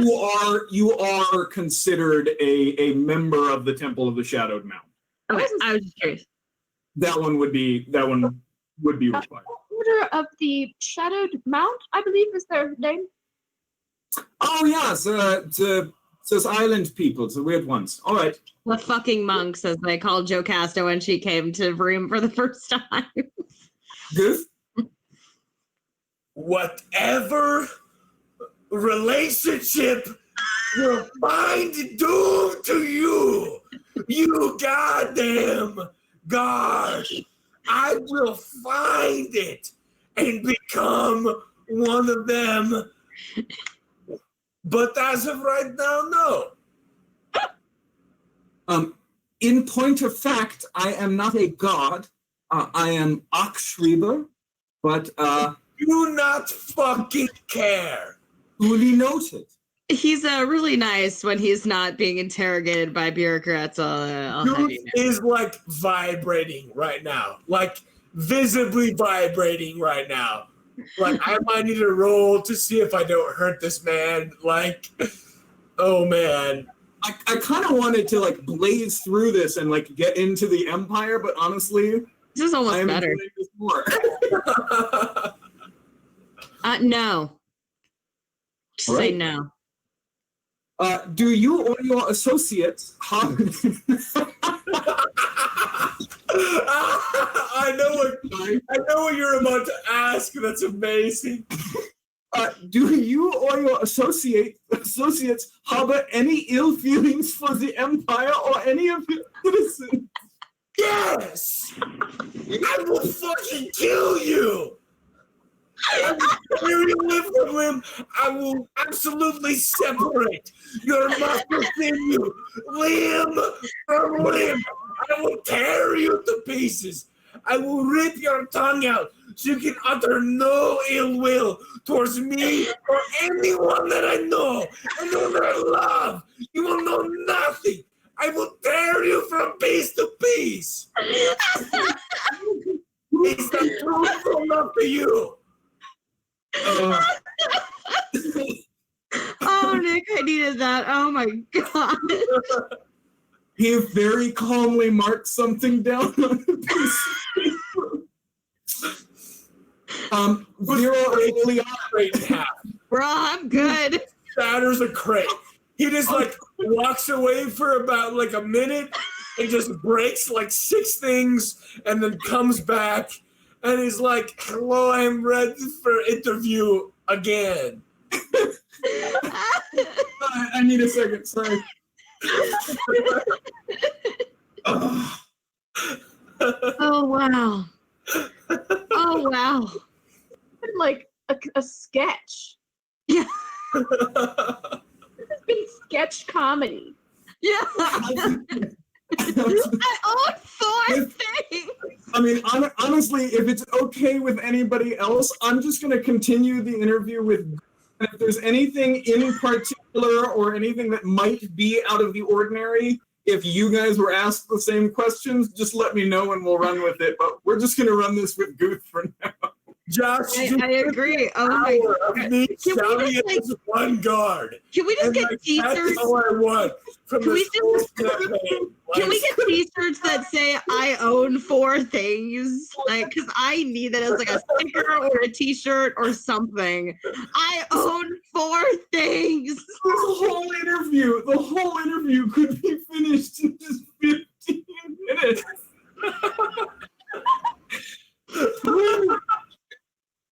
All right. So, have you any intention of harming the Empire or secrets? yes! God! Oh, where do I fucking start? Oh man, it wouldn't be fast, I'll tell you that right now. It would not be a fast death. Like, you say harm? I laugh at that. That's not the harm. I will literally make you understand a new echelon of pain. I will make you know what is new. You will understand what death is. You will want to cling to it more than life. I wish that you would want to know what death is more than you would want to know what life is. Please, please give me that opportunity.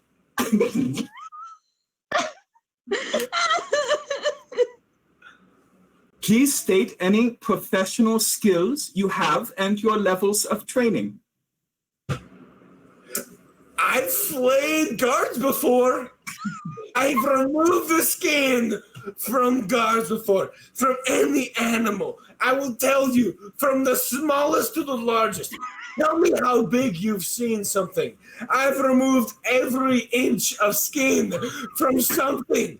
I will tell you that there has been a mammoth. I will explain what is the greatest animal you have ever seen. I will carve its skin from its body, and I will remove it from it in the most painfully slow process. I will tell you, I know magic to make it slower. I tell you, it will hurt. And when I say hurt, it will be hurtful. It won't hurt. It will be etched upon your soul. So yes. All I right. need this entire thing written out as a script so I can put it on my wall. Like just beautifully rendered as just script pieces on my wall. That's it. That's just Apologies for the slightly longer episode tonight. But we're gonna keep going. He looks down at his paper. All right, I will put you down as you are an excellent hunter, and what is it? The echoes called the shaman. Yeah, okay, hunter and shaman. Good. Are you an adherent of the blood ascendant known as Soran Avi? I will tell you, I wish I was. I wish that I could flay your skin from your bones, and I wish that I could become your skin so I could defile it in such a way that it would be unrecognizable. I would consume the blood of your family and those that you love with your own flesh so that I would not be one of you. I would make you feel pain that you have never understood. I will become one of who you were. I wish that I was of this goddamn blood goddess. I will become one with all that you hate, and then will eat all that you love because of all that you hate. And therefore, I shall damn you by every fault you have ever created and every fault that I have ever committed. I will destroy you by this Saran Abagave, whatever the fuck it is. I will become it so that I can destroy you. I'm standing behind him, just doing this, going, he's not.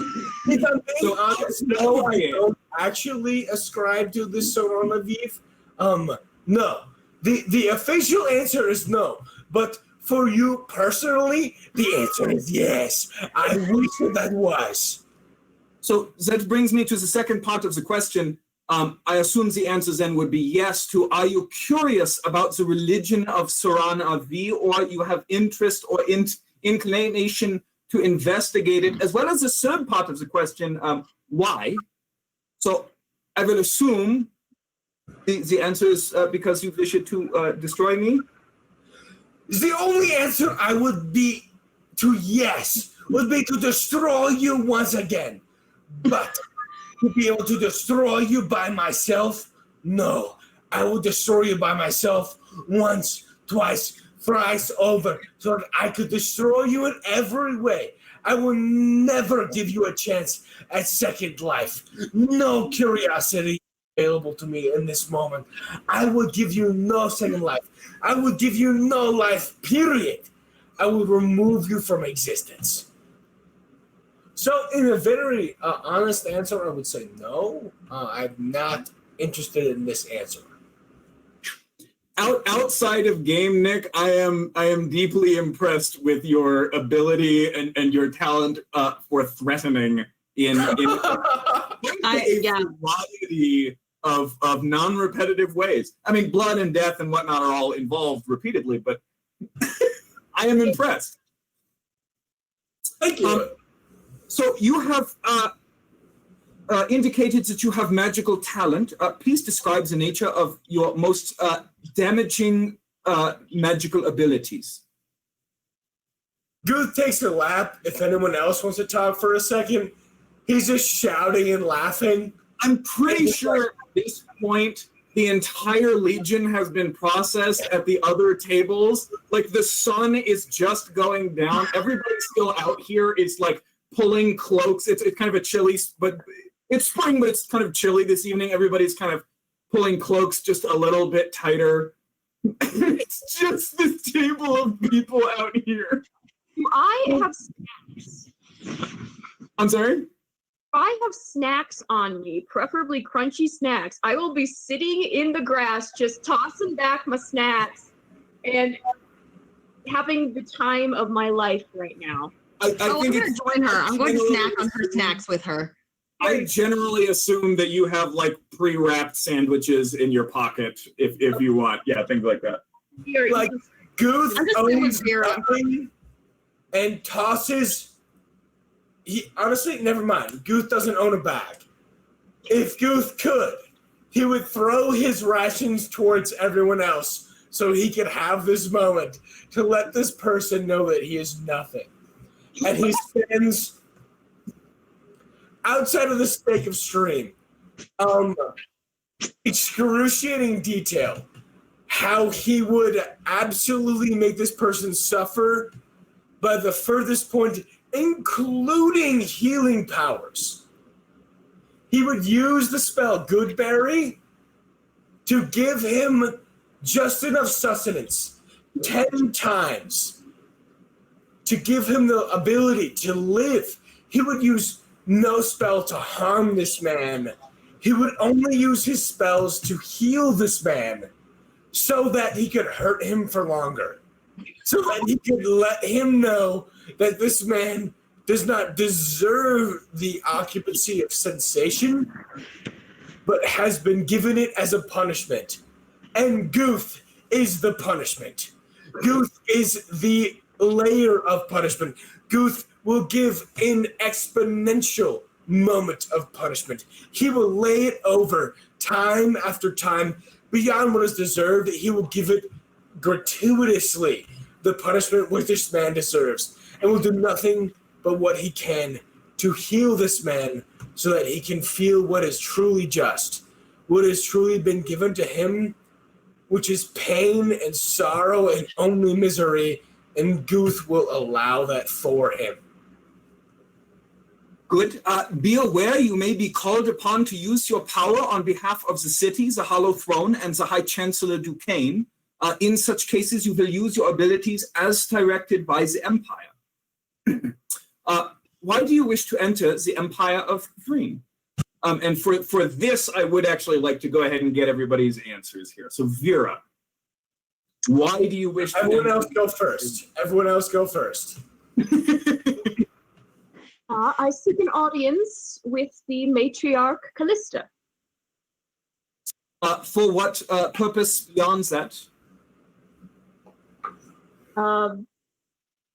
Beyond an audience?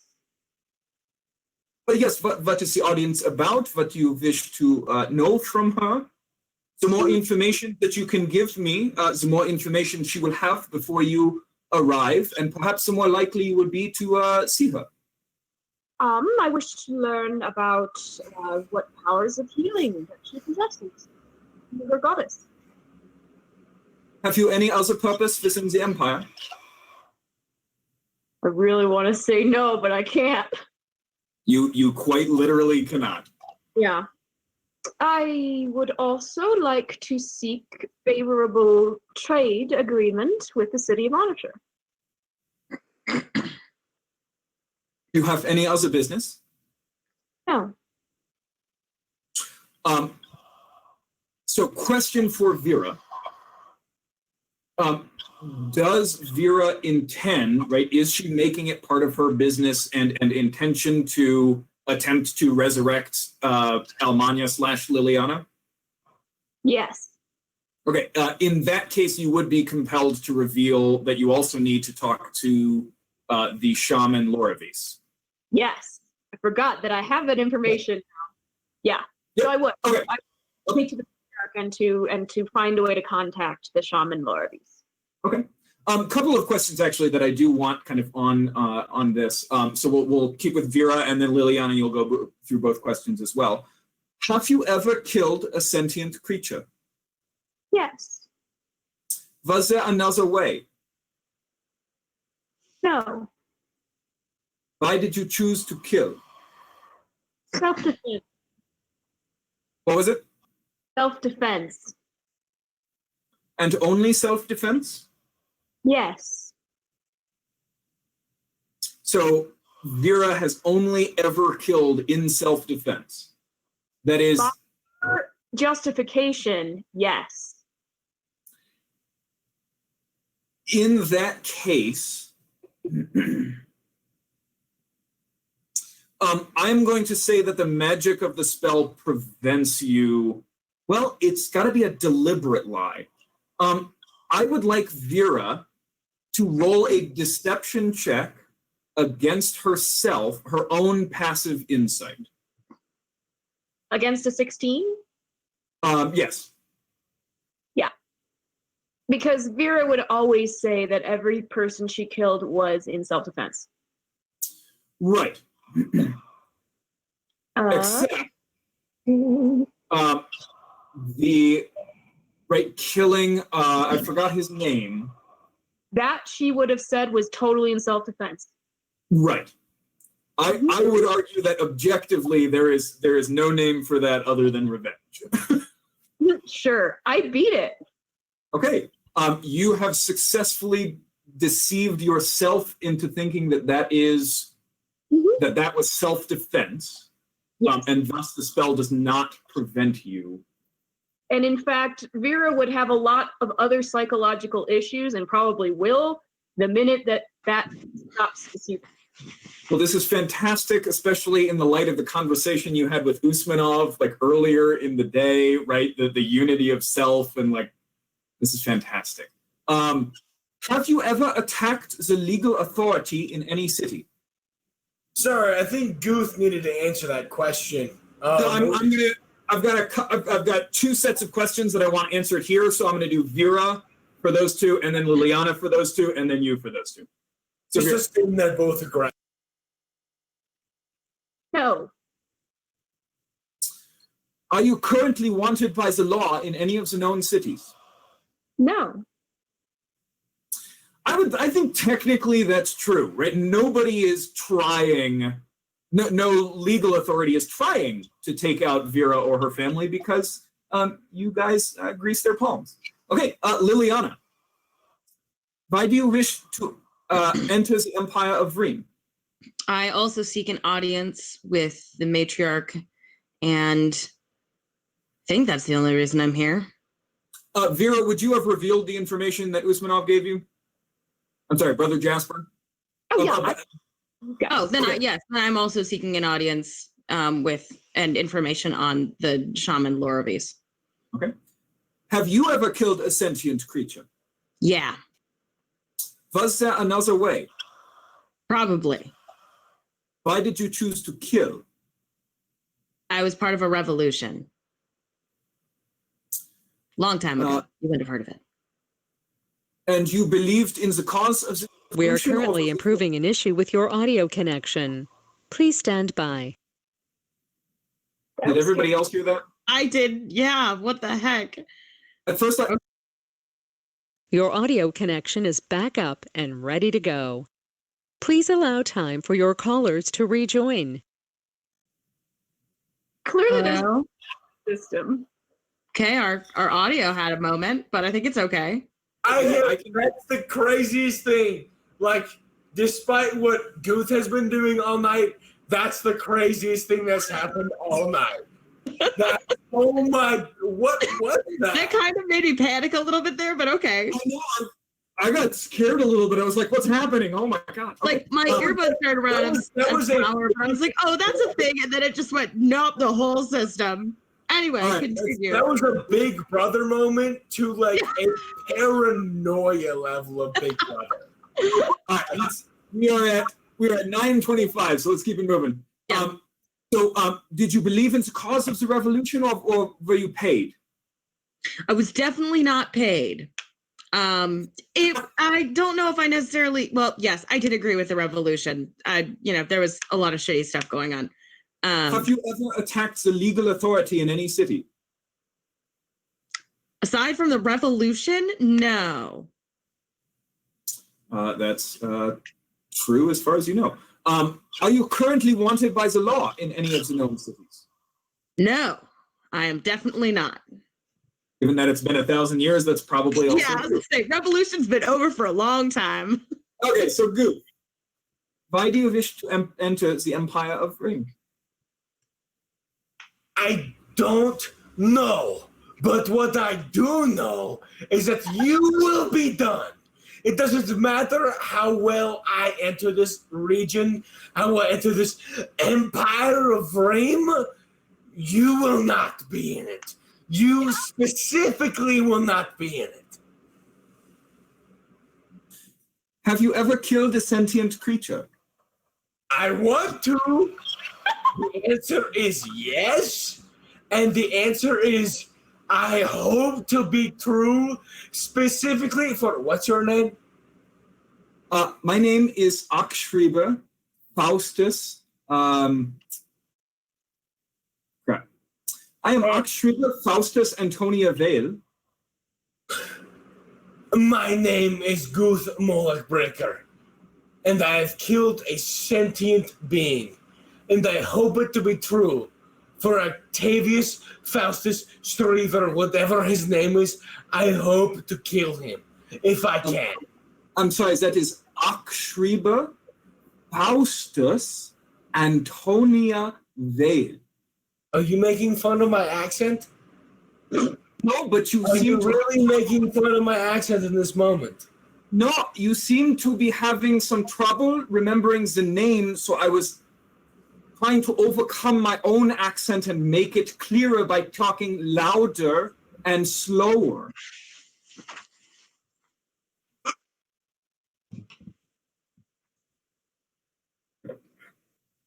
I'm so sorry, Nick. This man's gonna die.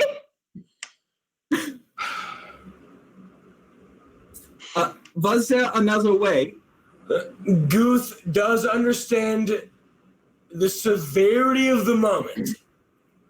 Despite his hate, despite his rage, he does understand the severity of the moment. And I will say takes over a minute to collect his rage and does not respond. Drops his rage. I'll say drops his rage mechanically, but also We're so proud. We're so proud. narratively.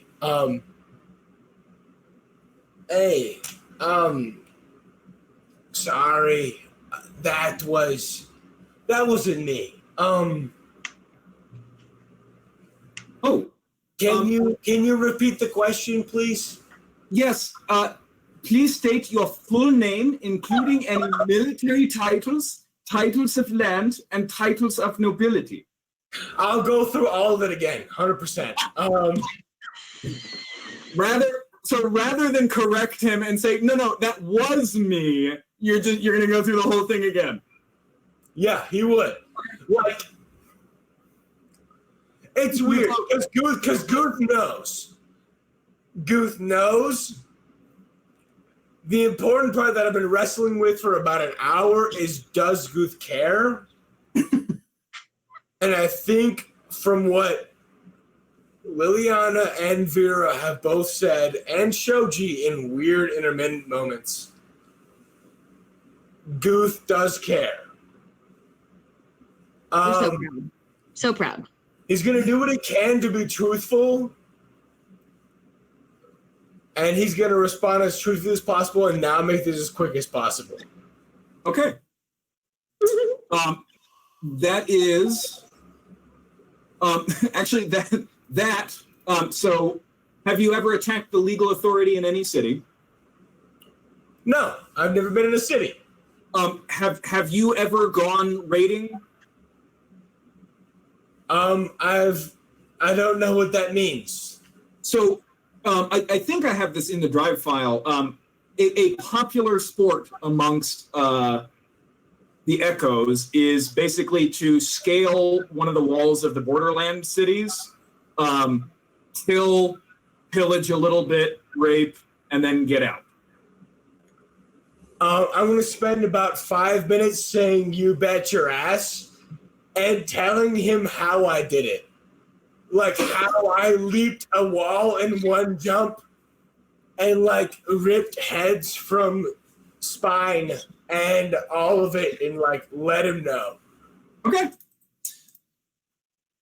All right. So that is the last of the questions. At that point, he says, any such behavior within the empire, regardless of the reason, will have strict consequences. Do not pretend to yourself that we cannot find you. You will kill no one within the city for any reason. You will take nothing that is not yours. You will respect the public order and do nothing to upset our way of life. And you will follow the exact instructions of all city officials. You will not construct or distribute a map of the imperial city or any place within the empire. If you wish to hunt anyone or anything or pursue any contract whatsoever within the territory of the empire, you must first register with the Miss of Honor Guild Hall. Registering with the guild will also allow you access to magical equipment and allow you to rent magical items found nowhere else in the city. If you wish to acquire property or land within the empire, you will need permission from the High Chancellor, but you must first submit your petition to your ward's Council of Myrna. You will confine your activities to the imperial city alone, and you will not leave unless given permission by the imperial guard. The Lebensraum is off limits to you, as are the Griffin Eries, unless you have written permission with the High Chancellor's seal.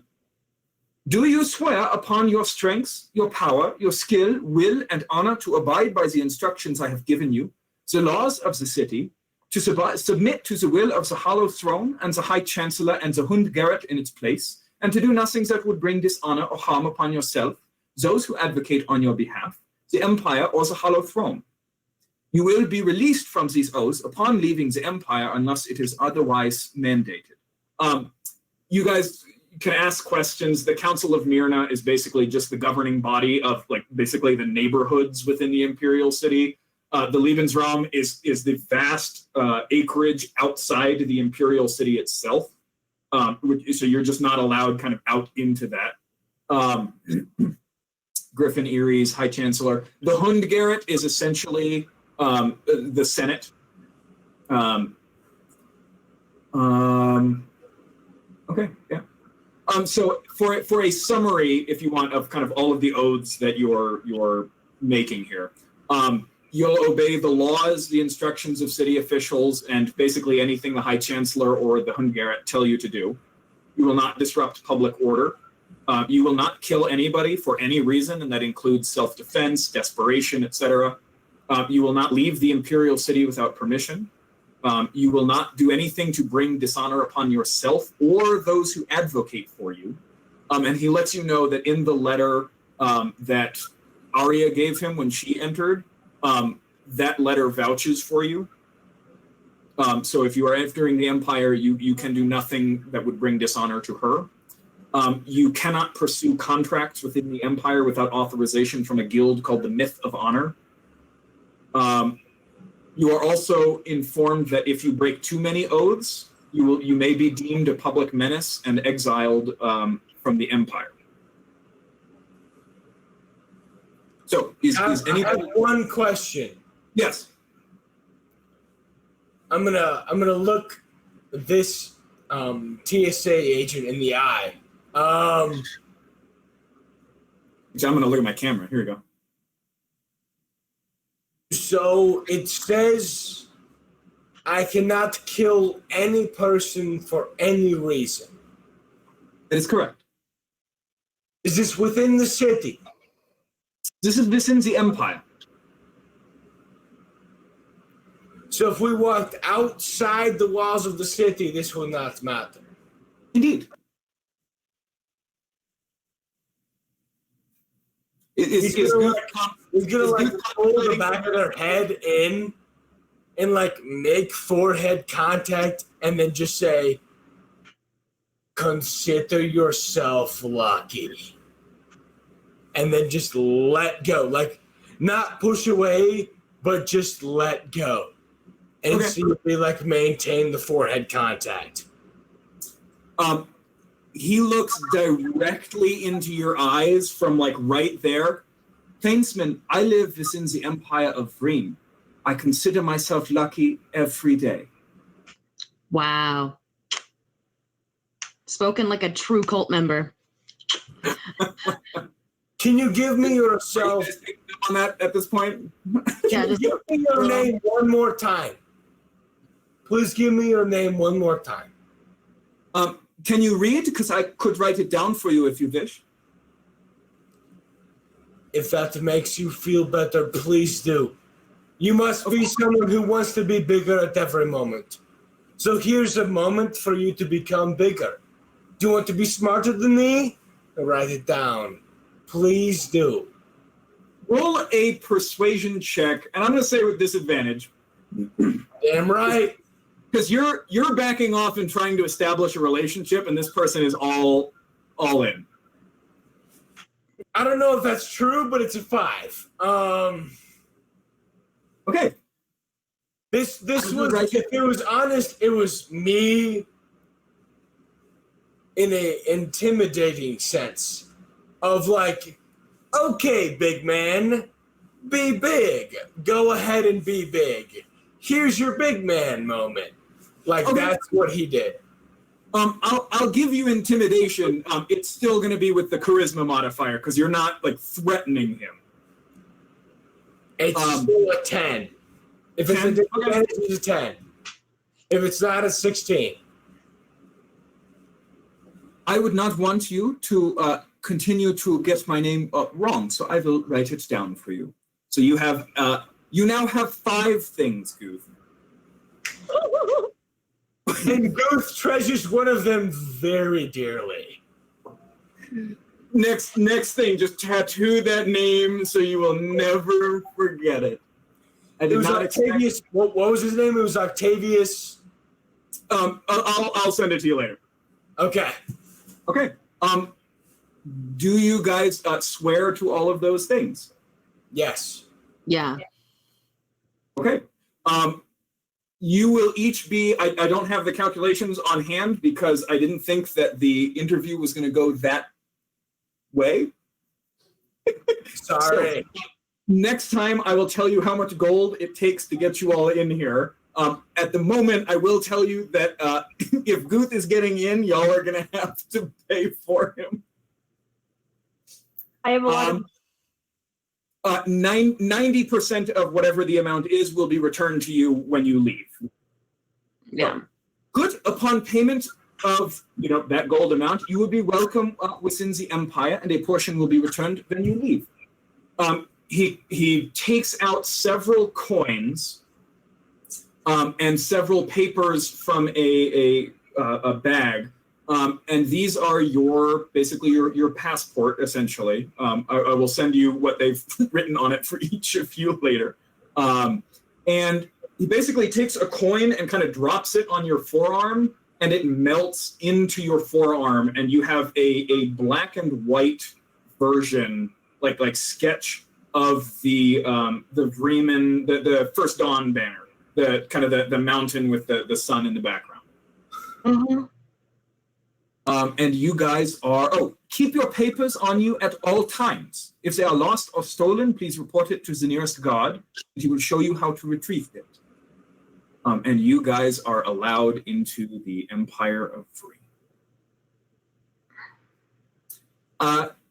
Thank you. Thank you so much for joining us this evening. I did not expect epic rivalries to form, but I am so incredibly excited about this one. It's going to be wonderful. Yeah. That was a little bit of a longer episode, but I at least was in tears, so I didn't mind. We hope to see you again next Friday as we enter the Empire of Vreim. We'll meet Jenny's new character. Hopefully we'll have Beth. In the meantime, for the next couple of weeks, Becca will be out on Mondays, so we will have a first-time DM doing some one-shot. So that's exciting. We also invite you to follow and subscribe to our Twitch and YouTube channels, or visit our website, iconicproduction.wordpress.com, where you can follow us on social media, discover our lineup of podcasts, or support us on Patreon. Thank you so much. Until next week, we hope you are happy, healthy, and safe. Bye.